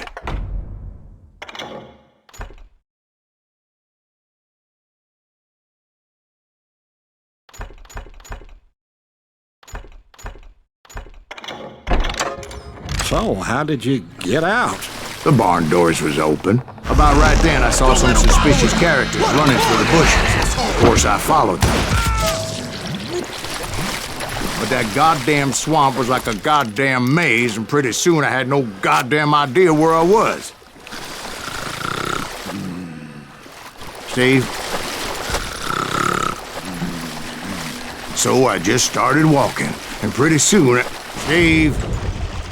Steve! Huh? Oh, no, I'm listening. Indians surrounded me from all sides.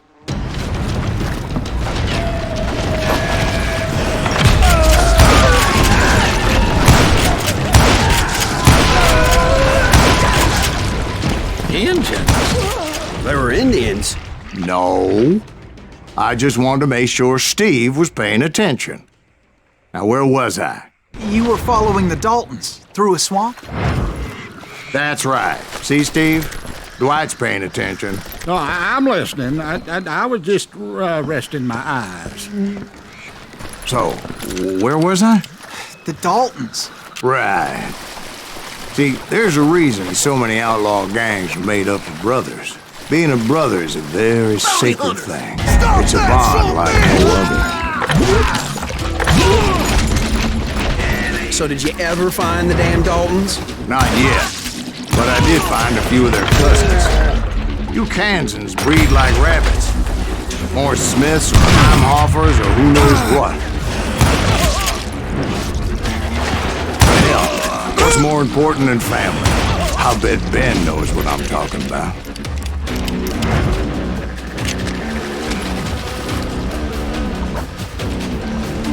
Somebody kill that fucker!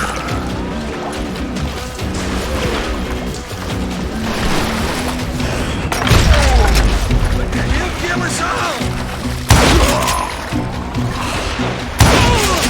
Kill that bounty hunter!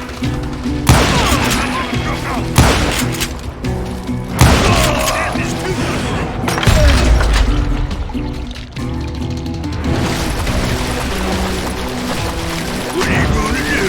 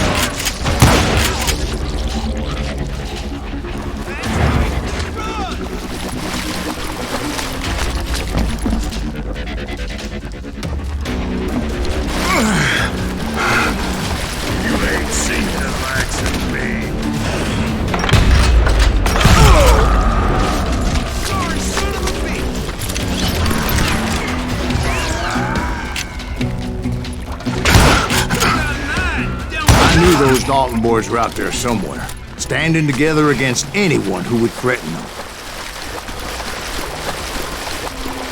And that's when I saw it. A goddamn steamboat. A steamboat? In a swamp? Yeah, Steve, but this wasn't much more than a wreck, really. But how'd a damn steamboat end up in the swamps? Guess it floated off during the flood of '89. Now, was it a stern-wheeler or a side-wheeler? What? Does that really make a difference, Steve? It was a steamboat with a goddamn army on board. It was then that a fusillade of bullets come raining down from on high. Those vigilantes who accompanied me weren't anywhere to be found. But among those men that were shooting, I thought I saw some familiar faces.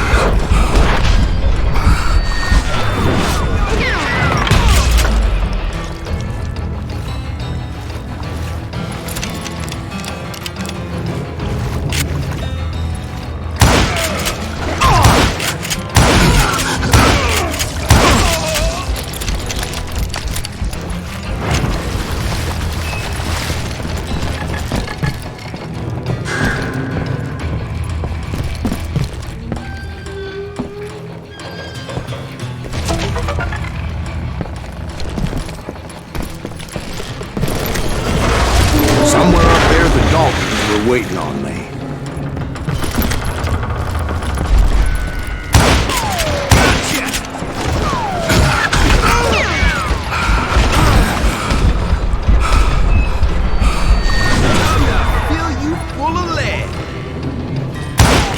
Sounds like you don't give up too easy. That's the kind of man I am, Ben. I set out to do something. I do it. Surrender just ain't in my nature. Plus, I'm stubborn as hell.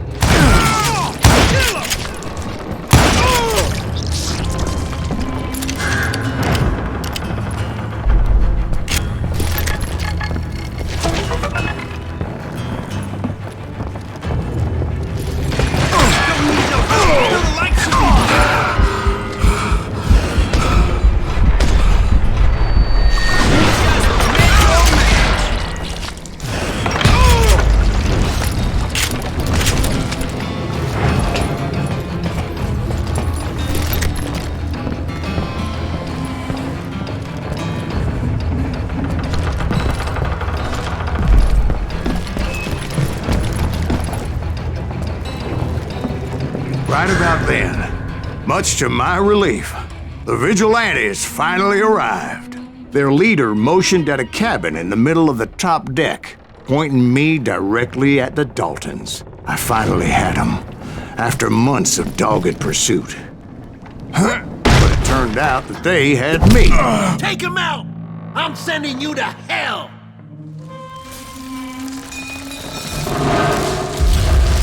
The Daltons had played me like a fiddle. Apparently, the vigilantes were on their damn payroll. They didn't just want to shoot me. They wanted to burn me alive. But finding my way out of a burning labyrinth proved to be quite a challenge. It was a riverboat, right? I mean, it's not like it was a goddamn ocean. Well, yeah, but I was in a fight. It's gonna launch next year. Largest one in the world. You're talking about the Titanic. If you ask me, it's too blessed big.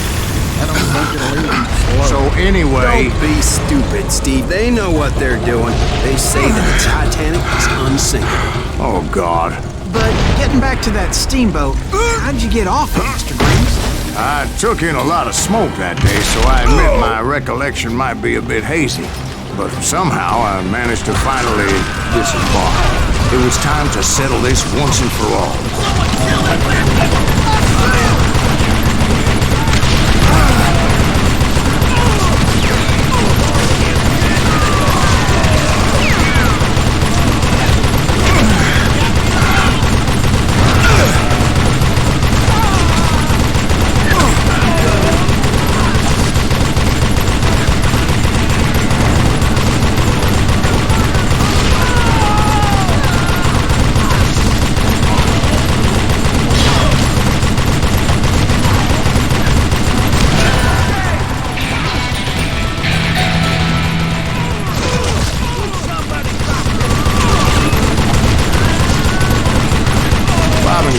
weren't about to come at me one at a time.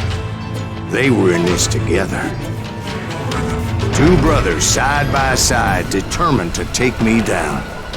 Confident that this time the odds were on their side.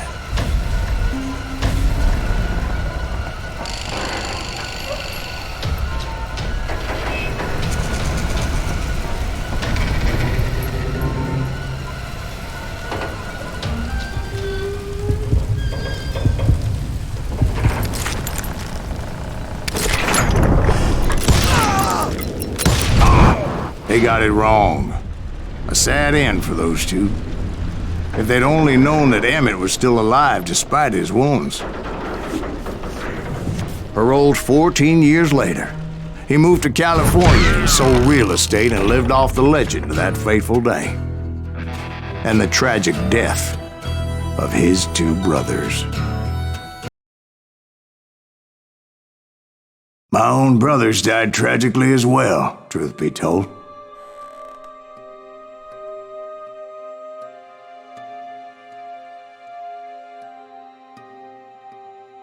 It was 1868, and me and my older brothers were pulling a tidy profit running cattle into Juarez, Mexico.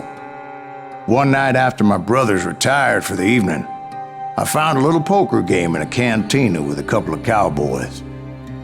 And I just couldn't lose. I even won an old Spanish coin that had to be 100 years old. Well, I was mighty pleased with myself the next morning as my brothers and I rode for Texas. But before we crossed the border, those cowboys caught up with us. It was Johnny Ringo, Roscoe Bob Bryant, and another asshole named Jim. They wanted their money back and everything else we had, including our lives, as those boys didn't want us coming for them later.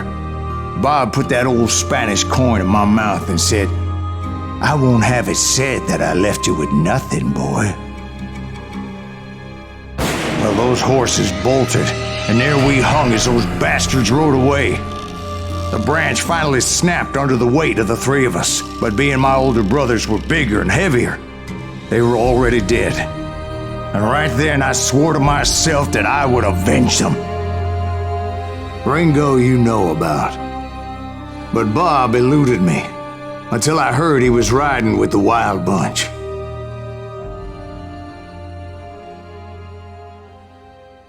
I'd been on their trail for months, ever since they left their hideout in the Bighorn Mountains.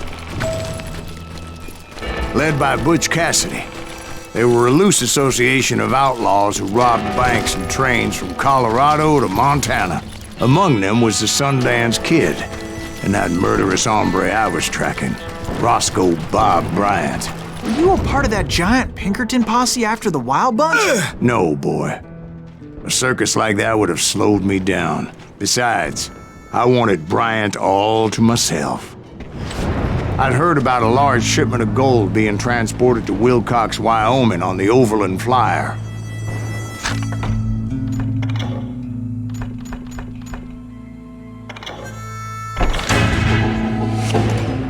They blew the bridge with the intention of forcing the train to stop. Well, I assumed the Wild Bunch was likely in the still intact part of the train high above. I was determined to make that sumbitch Bob pay for what he did to my brothers.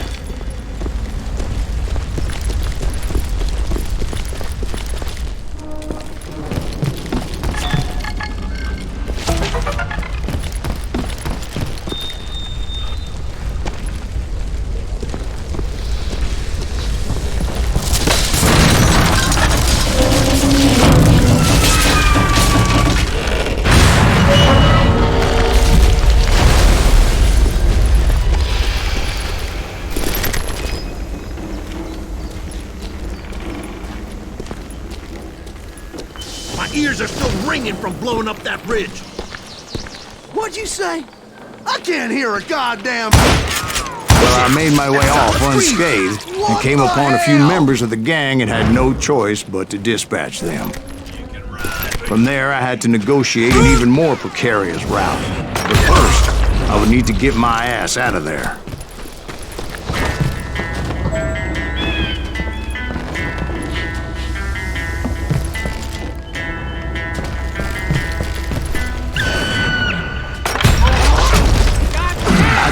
from the frying pan into the fire as the train was clearly fixing to fall. I had found the gang, but in order to find old Bob, I needed to fight my way forward past the whole passel of desperados. Can't hide forever! Outside, inside, any way I could, I made my way towards my prey. And what about the passengers? It was mostly a freight train, as I recall. There were no passengers aboard that day.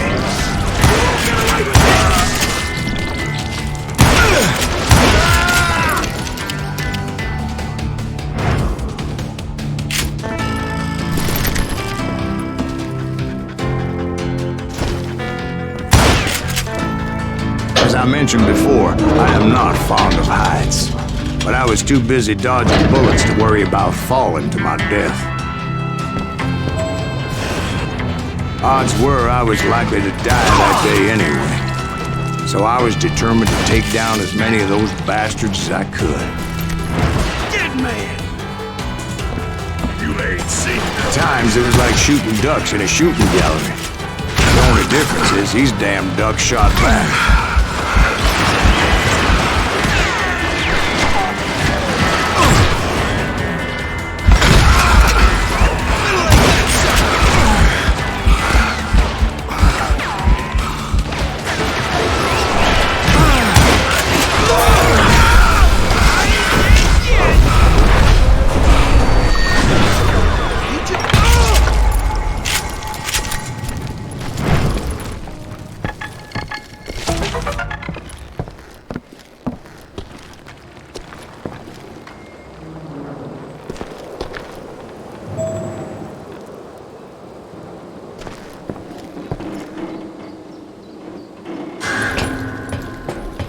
I kept hoping the law would show up and give me a hand. You mean like that giant Pinkerton posse that I read about?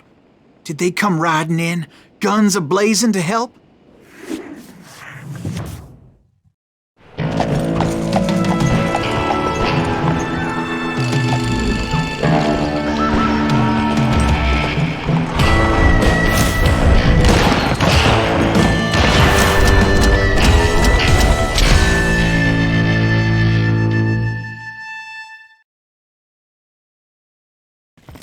Help? From the Pinkertons? No, son. I had to fight the wild bunch all by my lonesome, as usual. Who the hell is that? He's out of his mind! Take cover! Retreat!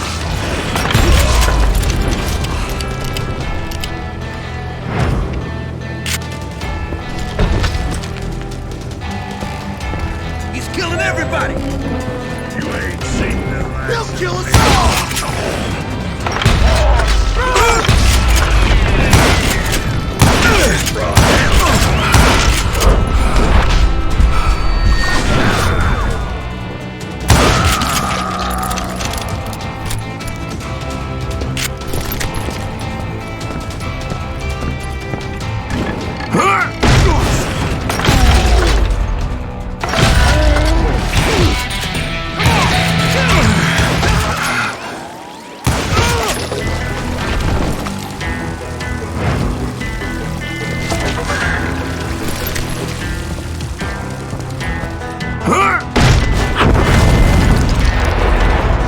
Guess is those dime novels didn't portray this as it happened, did they?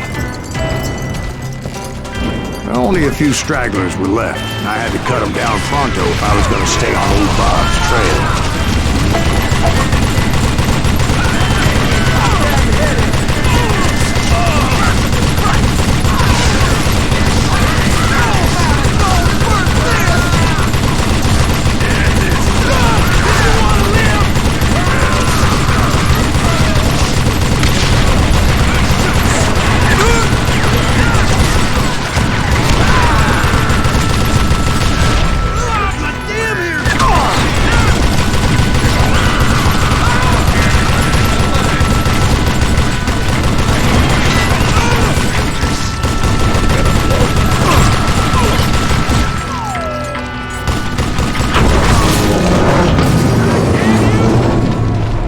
Once I silenced all those guns, I went searching for my nemesis. determined to finally have my justice. But the only survivor who welcomed me was George Flat-Nosed Curry. Who was he? The fastest gun in the gang. Right after Sundance, I mean.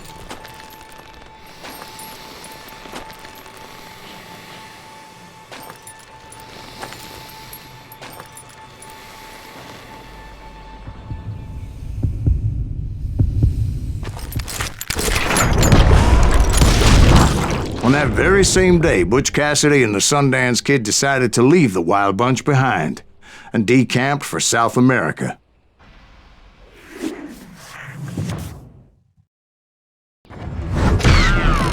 They ended up living down there for many years, but I'm sure you already know all about that. I tried to find Bob Bryant, but it was as if he'd disappeared. Sometime later, I heard the Wild Bunch was back together. Kid Curry escaped from jail, and now he was running the whole shebang.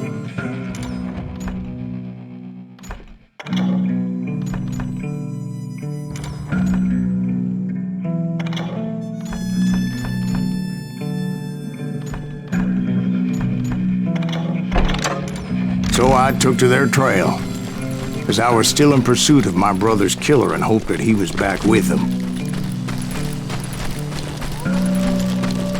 That Kid Curry's kinda crazy, ain't he? Anyways, I tracked those boys to a camp right outside Parachute, Colorado. Being outnumbered, I didn't bother with a warning shot. I just started taking those bastards down.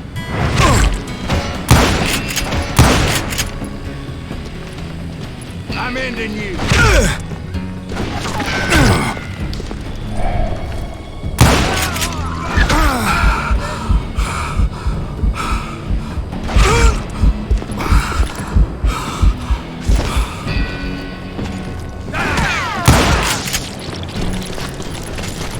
Old Bob wasn't among them, and neither was Kid Curry. I could sense him close by, however, plotting something nasty. I just needed a clue as to their whereabouts.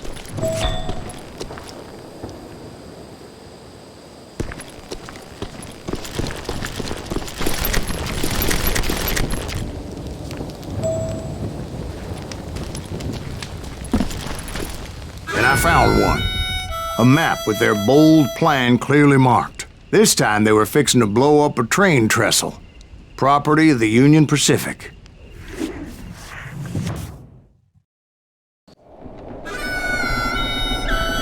The plan clearly indicated how they were fixing to undermine several of the weakest wooden supports.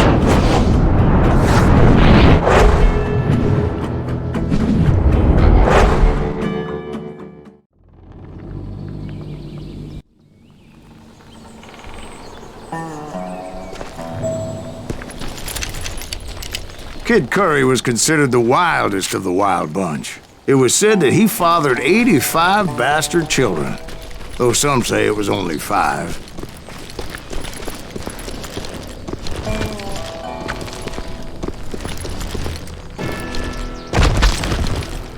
Kid Curry had bragged to a whore how he was gonna rob a train heading to the U.S. Mint in Denver. And that whore, Fat Sally, she told me.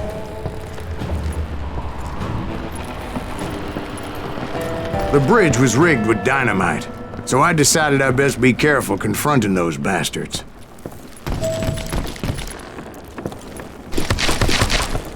And I made it a point to remove any dynamite that I came across.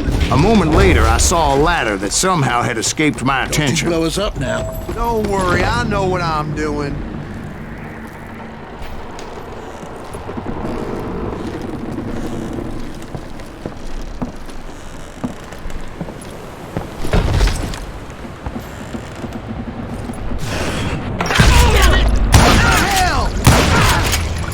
But the Wild Bunch did not take kindly to my presence and attempted to blow my head off. It appeared the kid had found a number of new recruits to bolster their ranks. Yes, there's always desperate men willing to trade their lives for stolen treasure. What happened next? Well, having removed the first bundle of dynamite, I decided I might as well remove the other one. Once that was done, I figured I'd find my way from there.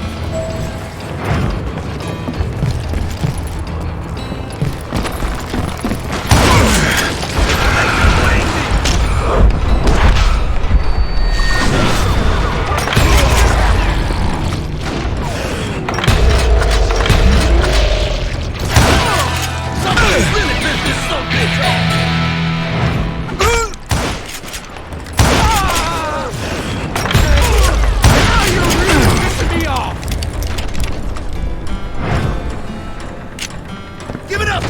I'll let you go! Hell's a cow. So, what happened then? Had to remove more of that damn dynamite.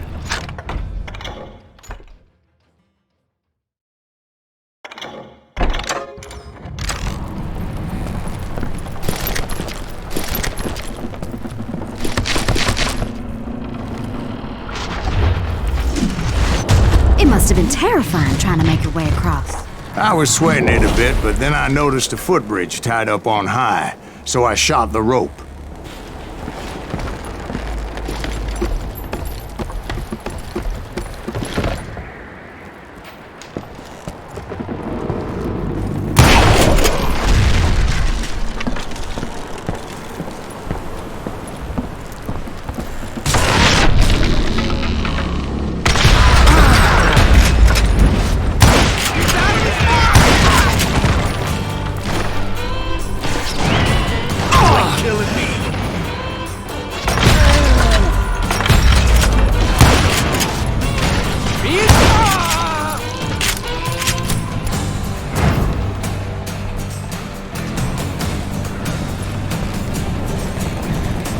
So that was all the dynamite?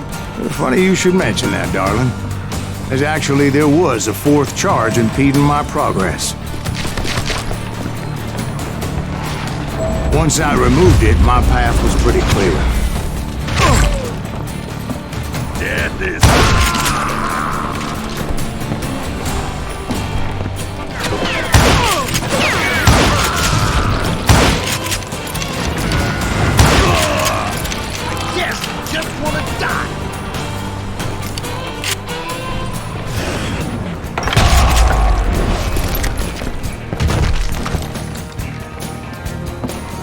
This asshole has to dead!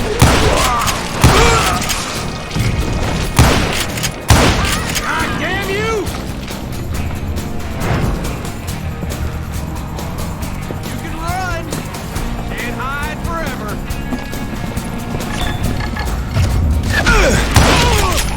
So I proceeded onward, and realized that that way just wasn't gonna work.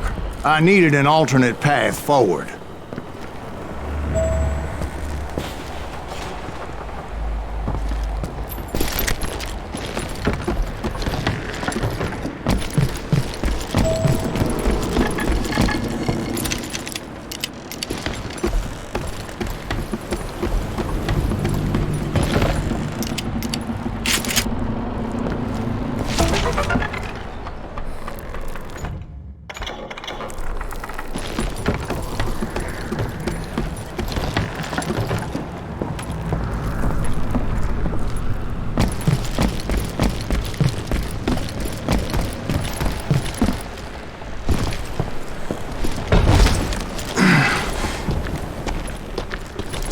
Luckily, I found a cave, and as I made my way back to the bridge, I saw something that concerned me. It was a long, burning fuse, and it was moving fast as hell. I had to catch it.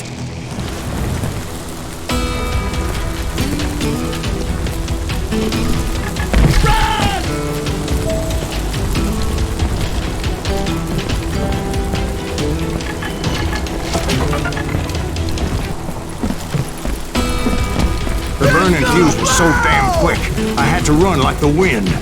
I almost had it, but no. Thought I was gonna have a coronary when I lost sight of those sparks. My heart was pounding like a sledgehammer. I knew that failure meant boom. Then, finally, at the last moment.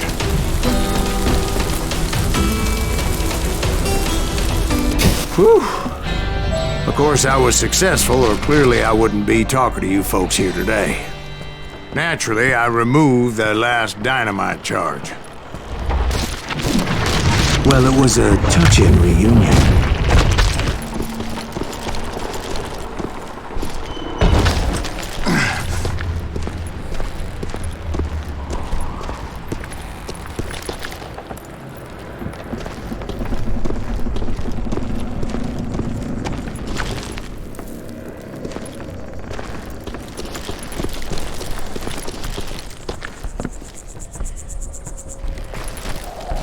Kill that SOB! Finally, I found those boys. Or more precisely, they found me. He's crazy. Curry asked me. Nuttier than a damn fruit.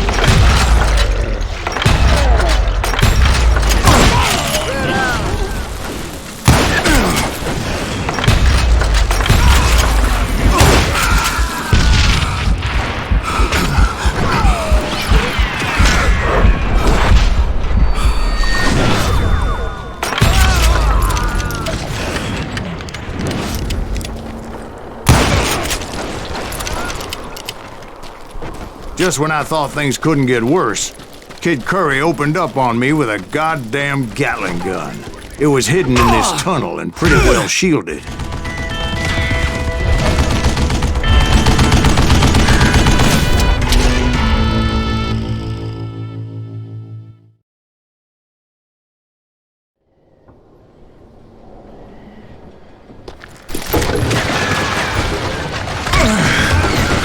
Luckily, I had located some dynamite.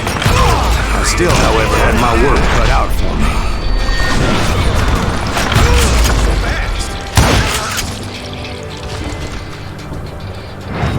Get out of here, you head smells like a dead.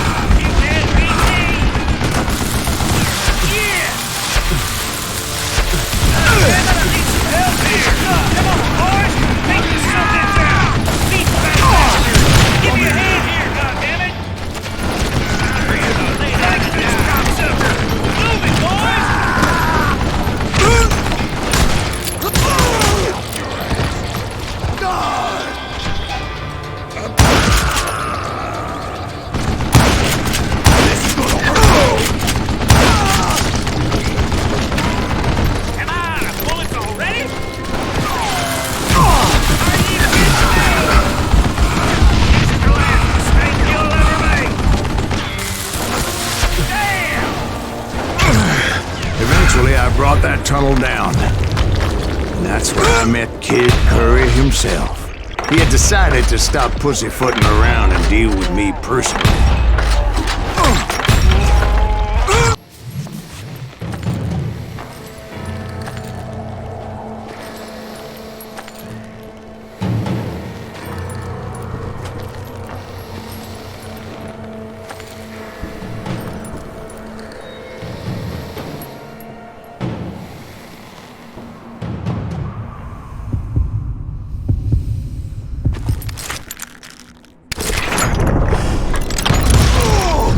Fast as he was, I was just a bit faster.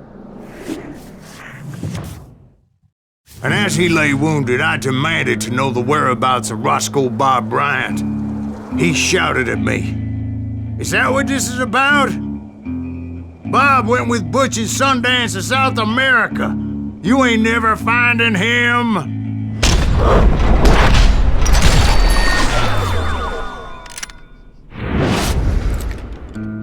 Those were his last words.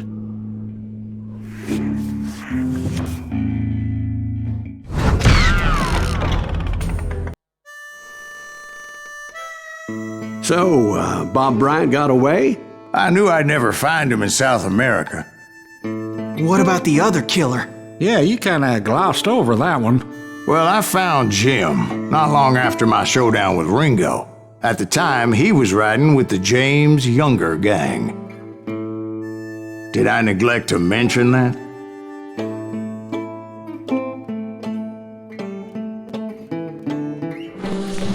Jesse James? The greatest outlaw who ever lived? Jesse and his kin rode with Quantrill when he raided Lawrence, Kansas, and killed near 200 people, boy. Nothing great about that. And from there, him and his brother went on to rob banks and trains from Kansas to Missouri. Which is why there was such a rich bounty on their heads. 40 grand for both of them, dead or alive. That's one hell of a payday.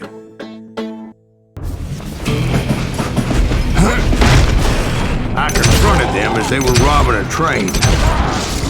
Bullets were flying at me from every which way.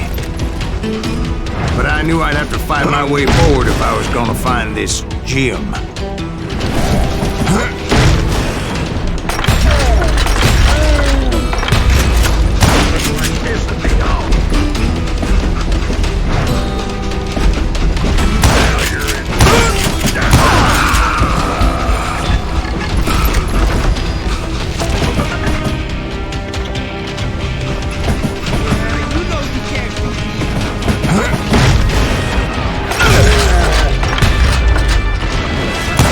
Now, wait a second. Now, how did they stop this train in the first place? Well, the James boys were experts at this.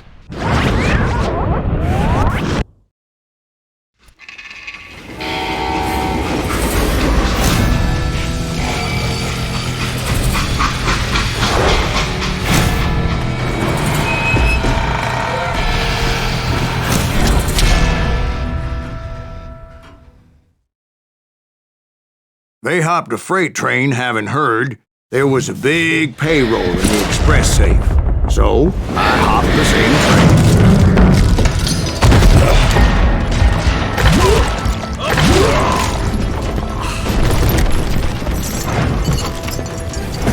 The James Younger gang was decimated after that little fiasco they had in Northfield, Minnesota. So Jesse needed more men and took on the killer I was after, along with a host of others. I was hoping to find my man and put a bullet in his head. Climbing around that train, I must have swallowed 100 damn bugs before I reached the James Younger gang pulled the first train robbery west of the Mississippi. Sounds like you hold them in high regard. Everyone knows they were the most famous outlaw gang ever. And you took them all on by your lonesome. Again. I'm finding this all a little hard to swallow, friend.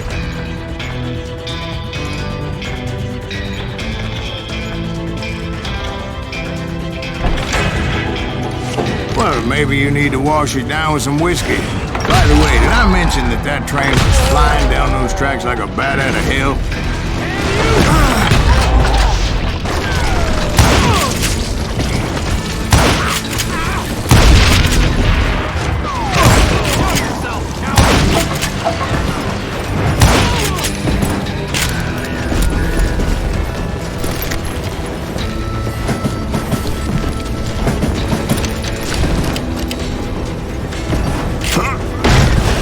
Anyway, excuse me, Ben. Where would I find the gentleman's facilities? Suddenly I have an urgent need to drain my one-eyed snake. Well, I've had more than a few drinks, and I've been sitting here for quite a spell. Right through there. Let me show you. I never heard so much malarkey in my life. You think he's bullshitting us? You don't think he's Silas Greaves? I think he's just some old drunk looking for some free liquor.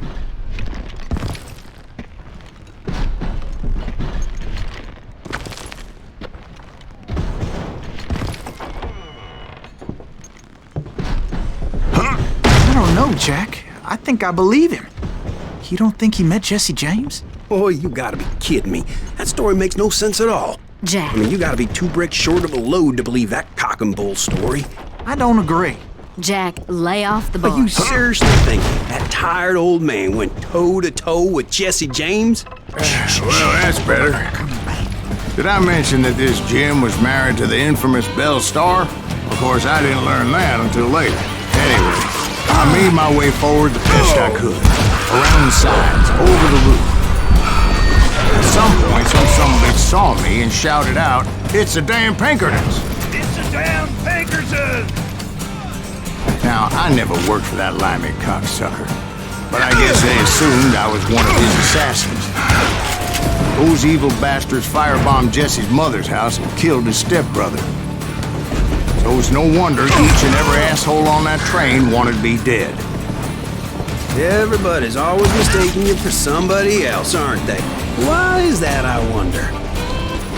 Don't rightly know, Jack. I'm just telling you how I remember it. I bet you are.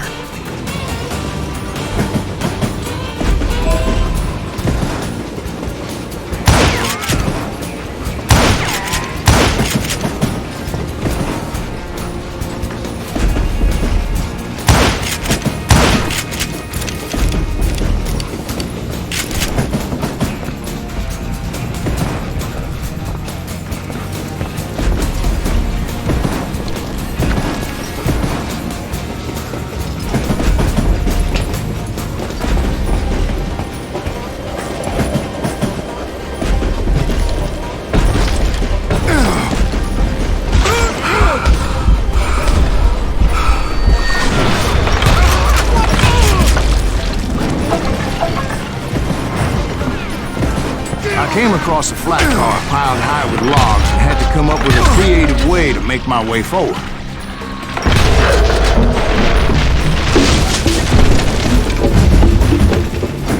I wondered if I was ever going to find the front of that train, or the bastard I was after. Right about then, I was attacked by some asshole on a Gatling gun. Yeah, seems like you run into a lot of them. Asshole? Gatling guns. Yes, I did. Now, I don't remember how I took it out. It was either a bullet or dynamite. Where would you find dynamite? Does it really matter, Jack? You're messing with the flow of the story here.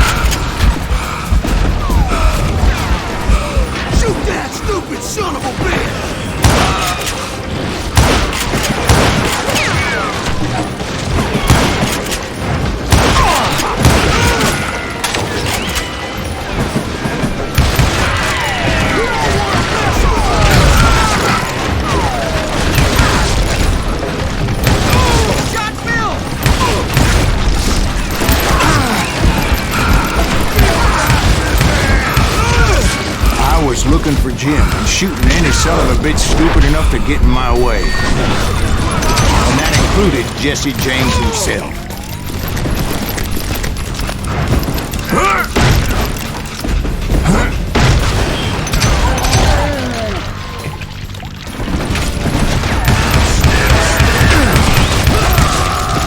There sure were a lot of men determined to die that day.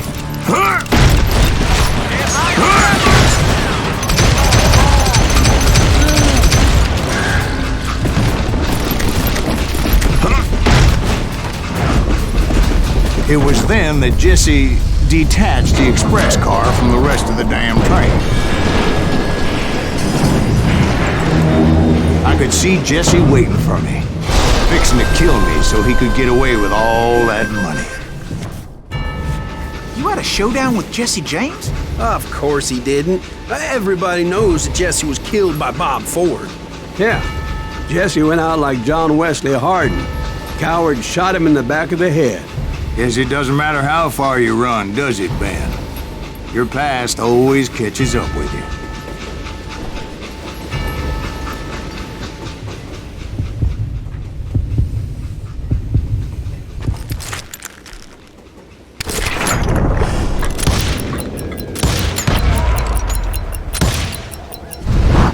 Yeah, I didn't kill Jesse James. Just wounded him bad enough to convince him to hang up his guns. What about that Jim fella? What happened to him? I figure he was up front with a gun to the engineer's head. That bastard slipped away again. I'll tell you how I got him. But first I need to wet my whistle. After my showdown with Jesse, I continued to track his brother, Frank, and that sumbitch Jim. I followed those bastards into the high mountains as they were going to ground. What mountains would that be? Somewhere in the Ozarks, I believe. The perfect place to hide out from the authorities. In fact, before I could find them, some Indians who fled the Reds and were hiding out from the military found me first. They probably thought I was a cavalry scout and didn't want me telling the military where they were. Indians? Yeah, they could have been Cheyenne, but there was all sorts of renegades roaming the landscape back then.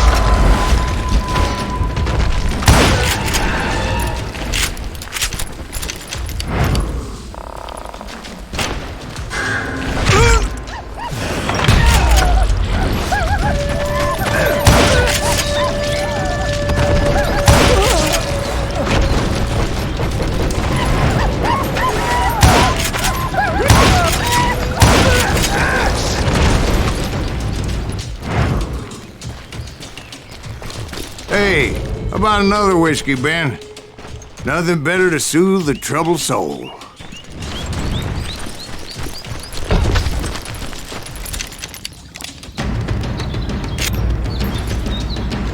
Now, where was I?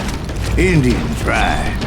I had more than my share of run-ins with the red man. Like that time. Did I tell you about Grey Wolf?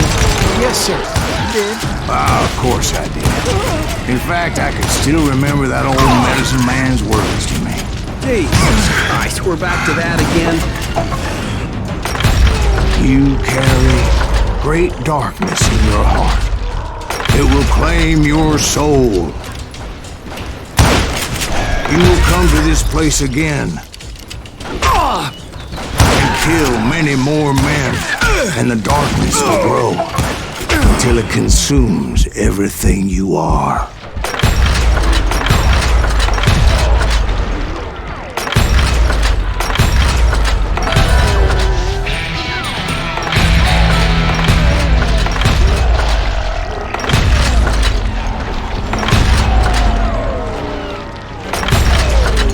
So, did you ever find him? Who? The man you are after. Let me ask you something, Ben. You ever think about death? Mr. Greaves, are you all right?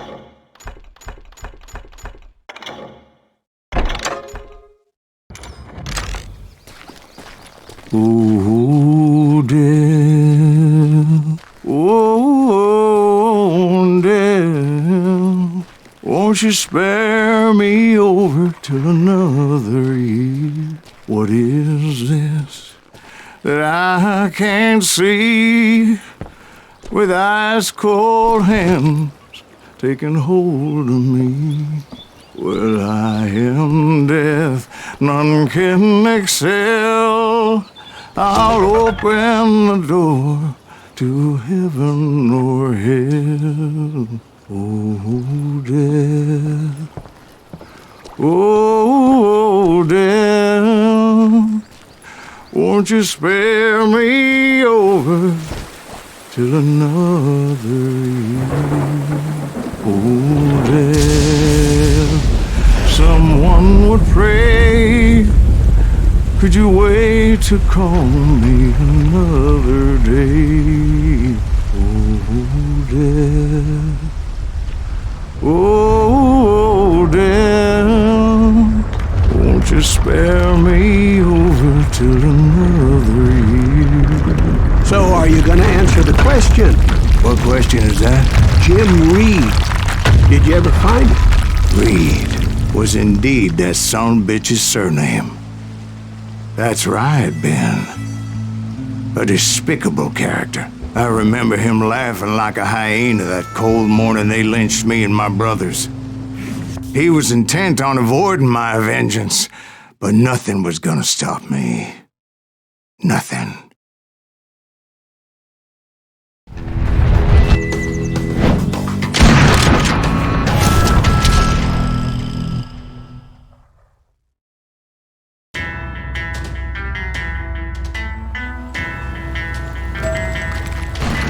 I finally did track those outlaws down.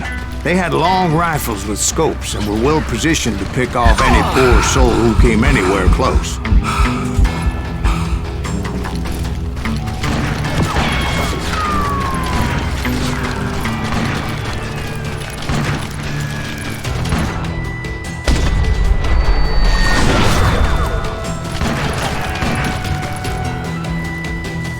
I'm guessing Frank James believed I was responsible for the demise of his brother Jesse. I couldn't really disagree with the man, as I thought Jesse was dead then as well. He backed off as I closed in on him, but he was still intent on killing me. And when I closed in on him again, he backed off again, looking for a better angle on me.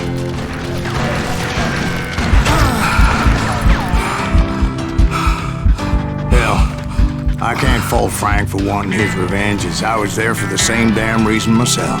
At this point, I'm guessing you think Silas Greaves is a worse murderer than Jim Reed ever was. No, sir. A man who spent half his life killing somebody's brothers, fathers, sons. I think you were just looking for justice, sir. Is that what I was looking for, Dwight? Is that what it was? Justice? Isn't that why you were hunting the James gang? The James gang. Right. I finally found Frank holed up in his mountain cabin, and he was determined to have me dead. There's that son of a bitch! Bring him out! He's just one man! Put him down! Want that bastard dead! Gonna cut you a new smile!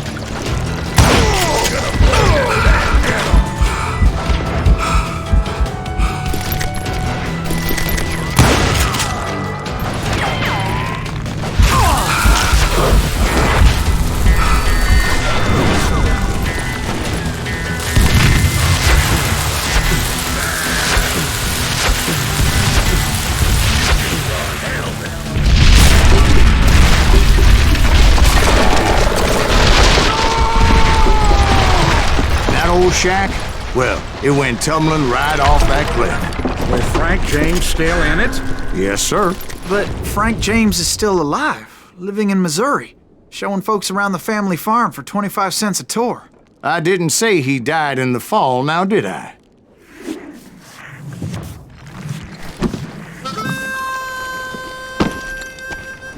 I'm done with this damnable outlaw life! Kill me, don't kill me, do what you will! At this point, I just don't give a shit. I explained to Frank that I had nothing against him personally and that I was looking for someone else. You want Reed? Have at him. I never did like that bastard. I am done here. We parted in peace as Frank pointed out the path to my prey before making his way back down the hill.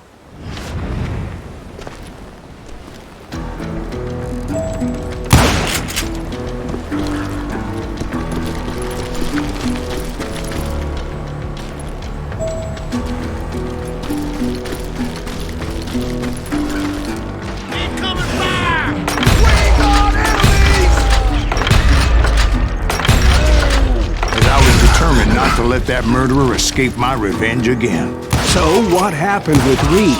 Well, I finally found the last of the gang hiding in a nearby cave. First, I had to dispatch the lookouts. But rather than wander in willy-nilly, I decided it would be better to smoke that son-of-a-bitch out. Hey, Reed! I shouted. No wonder you're so ornery.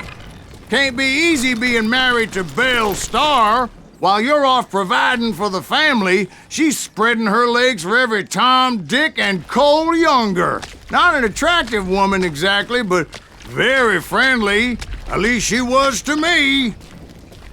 Son of a bitch! It was then that the last bunch of bandits jumped out of hiding. Why won't this asshole give up? Will someone please kill him?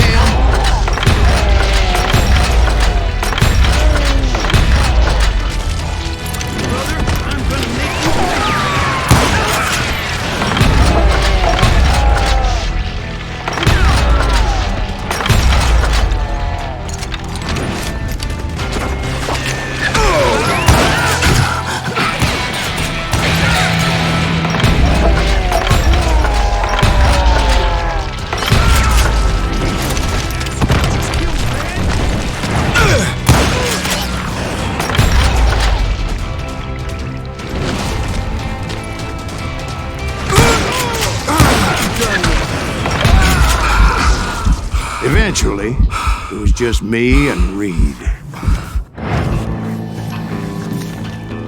I had waited a long time to face him down, so I could repay him for what he did to my brothers.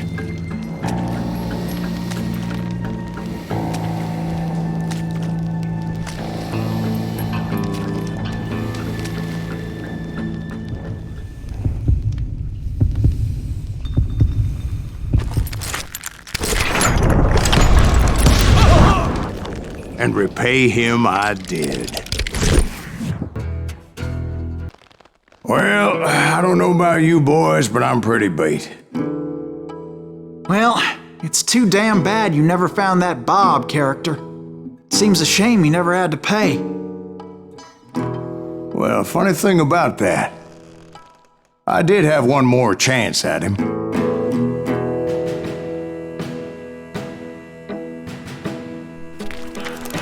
6 months ago, I heard that Butch and Sundance were back in the States and had gathered up some of their old gang. I tracked them down, hoping that Roscoe Bob Bryant had returned with them. So you're saying they didn't die down in Bolivia? That's what I'm saying.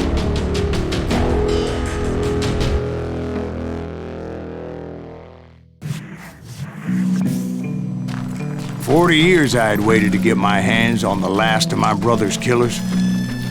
Not even an army of demons could have stopped me now.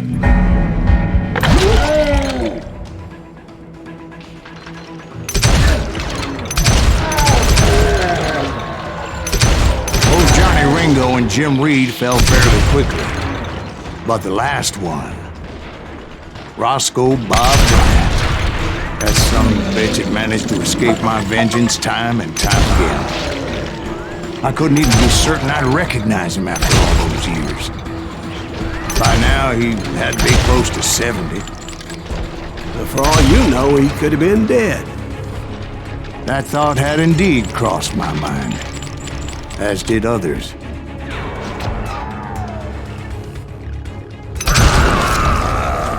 For instance, did my thirst for vengeance turn me into something worse than the man I was after?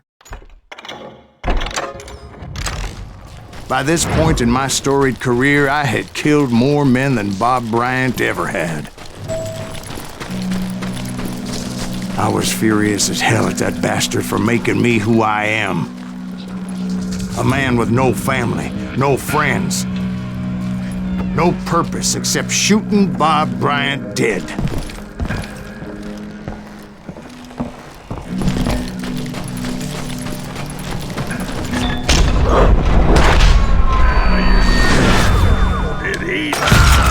Nothing could stop me from taking his life. I'd been after that killer forever, from the time I rode with Billy the Kid.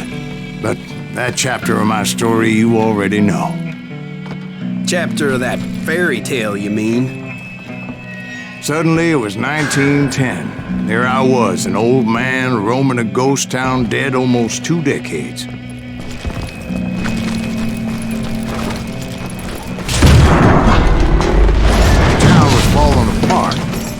Just like me.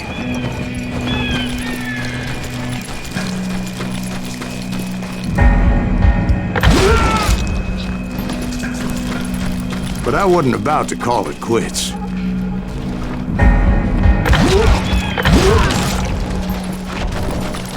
Even though the ghosts of my dead brothers were begging me to end what I started so long ago.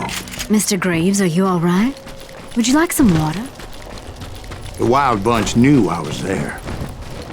They were after a treasure they had hidden before they fled, buried in the grave of a dead amigo.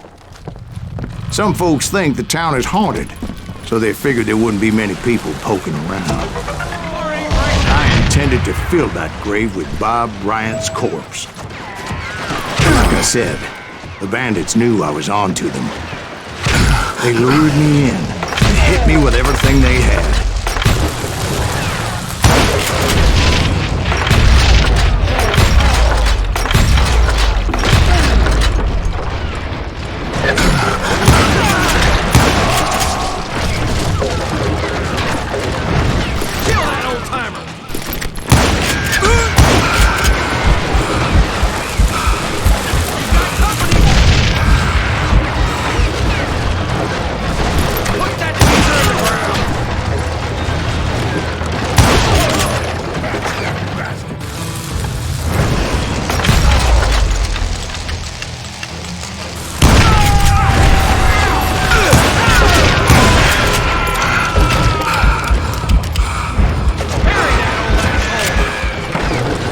But you obviously prevailed since you're sitting with Tailmaster. Actually, in that moment, I did not prevail. So I suppose we're talking to a ghost. Funny you should put it like that, Jack.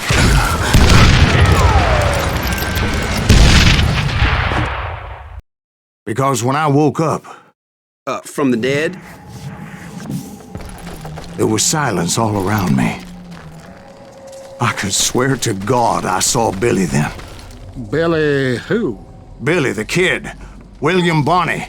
He was shooting at me from a rooftop.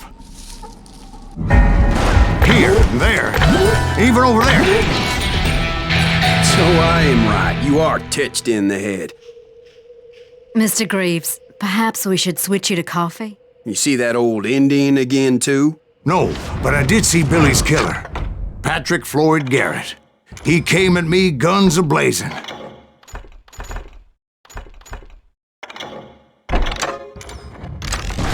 But I knew that old war horse had died 2 years before. I wondered if maybe I was dead too and confronting the ghosts of my past. Perhaps all my sins were coming back to haunt me and drag me down to perdition.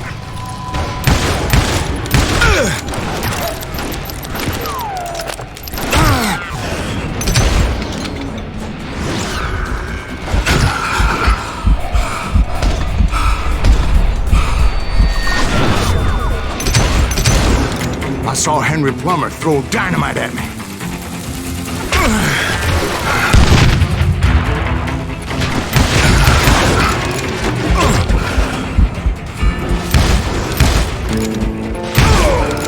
In the gates of the cemetery, I saw John Wesley Hardin, just like I remembered him.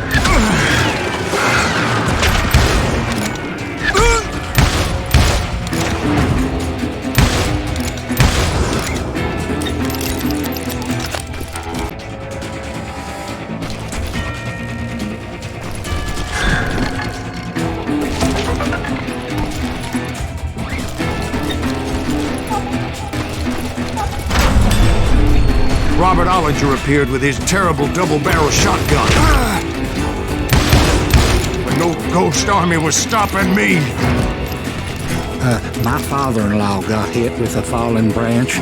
He spent the rest of his life talking to dogs.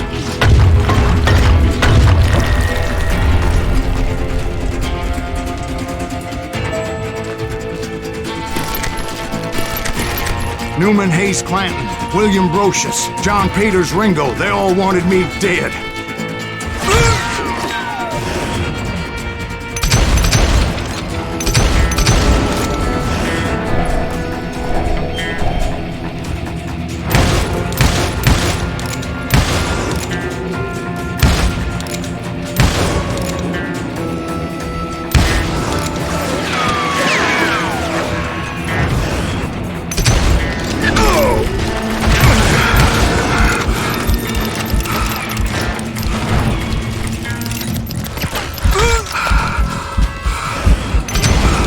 The Dalton brothers, Robert and Grattan, guardians of the Garden of the Dead.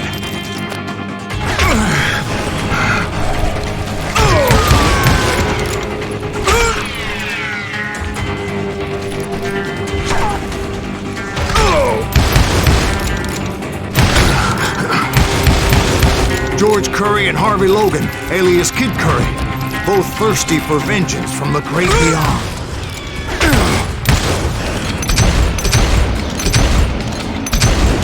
Jesse, Woodson, James, and Jim Reed. Each one deader than the next. I thought I would go crazy. Thought?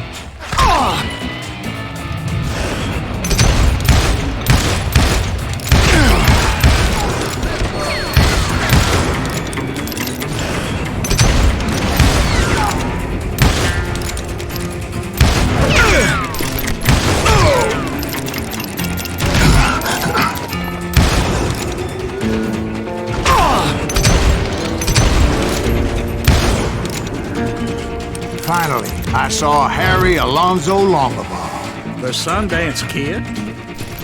Like a general leading his legion of the dead. You told us before that you'd seen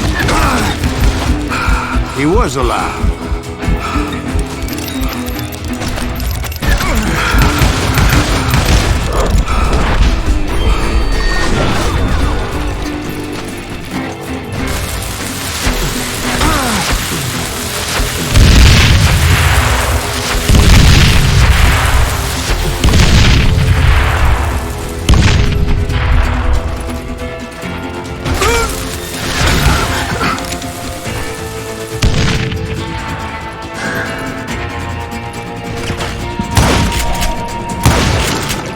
heard a voice call to me from afar.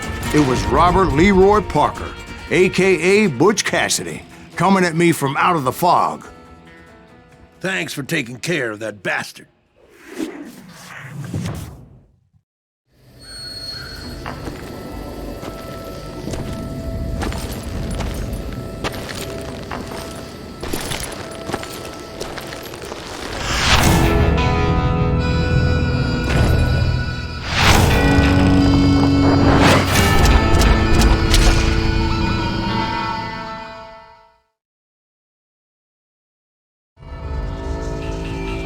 But the kid wasn't quite deceased. Not yet.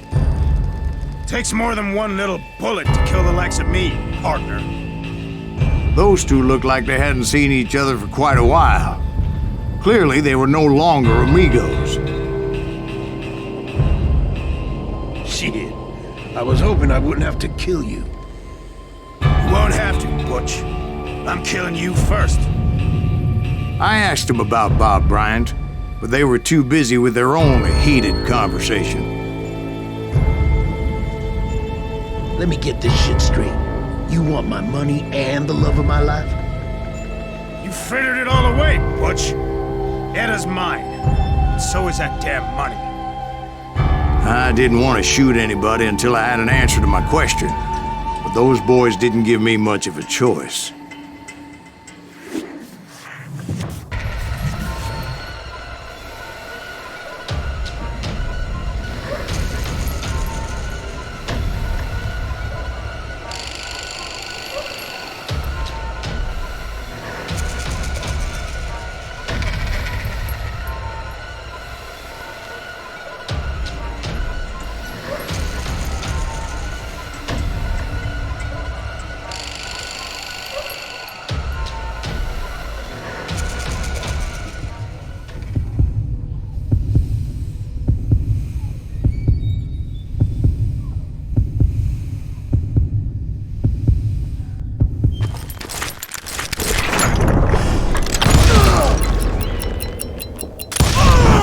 Butch Cassidy and the Sundance Kid died there in that cemetery not 6 months ago.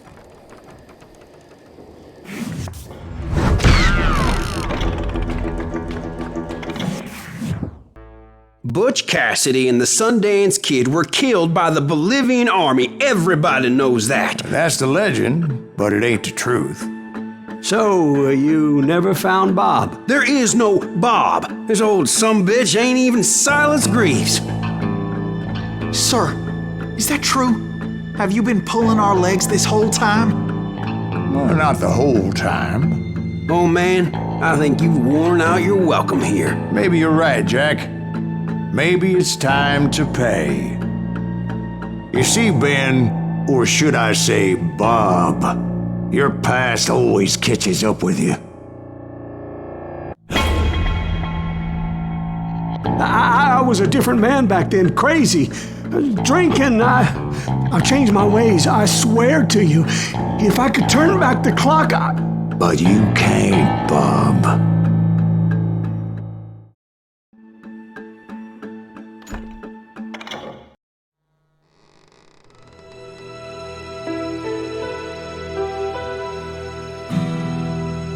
Why'd you toy with me like that? Telling those tales, knowing all along.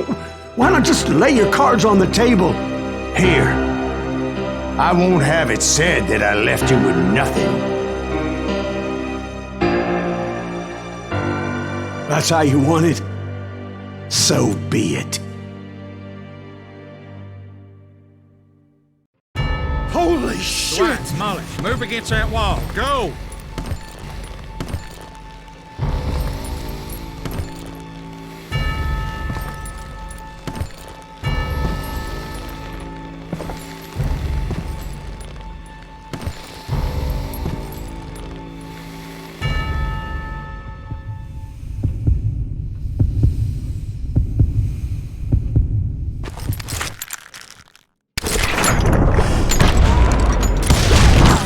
Oh my God! Oh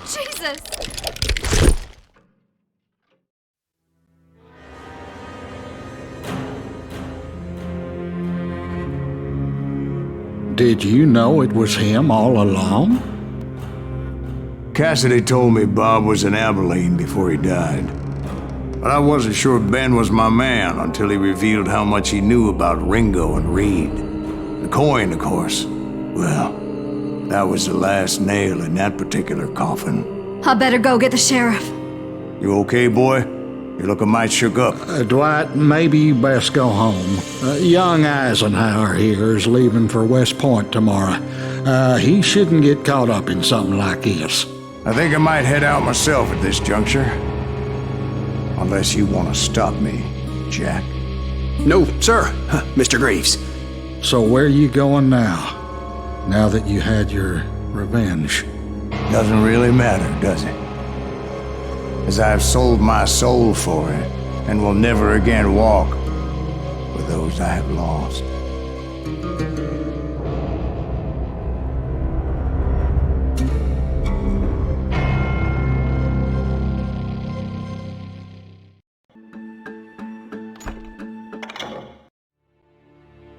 Why'd you toy with me like that? Telling those tales, knowing all along. Why not just lay your cards on the table? Wanted to suss you out, Bob. See what kind of man you turned out to be. Maybe prod you into drawing on me. See, all those years on your trail turned me into a killer. Can't even remember who I was before you tried to murder me. You, on the other hand, walked that very same path in exactly the opposite direction. What do you mean by that? You think your life is worth sparing, Bob? Boy, what's your name again? It's Eisenhower, sir. Dwight Eisenhower. What do you plan to do with your life, Dwight Eisenhower? Tomorrow I'll be leaving for West Point, sir. So, you want to be a soldier? Well, then do it right, son. Don't tear down the world out of anger and spite like I did. You build it up. You do something decent with your life, you hear me? Sir? Yes, sir.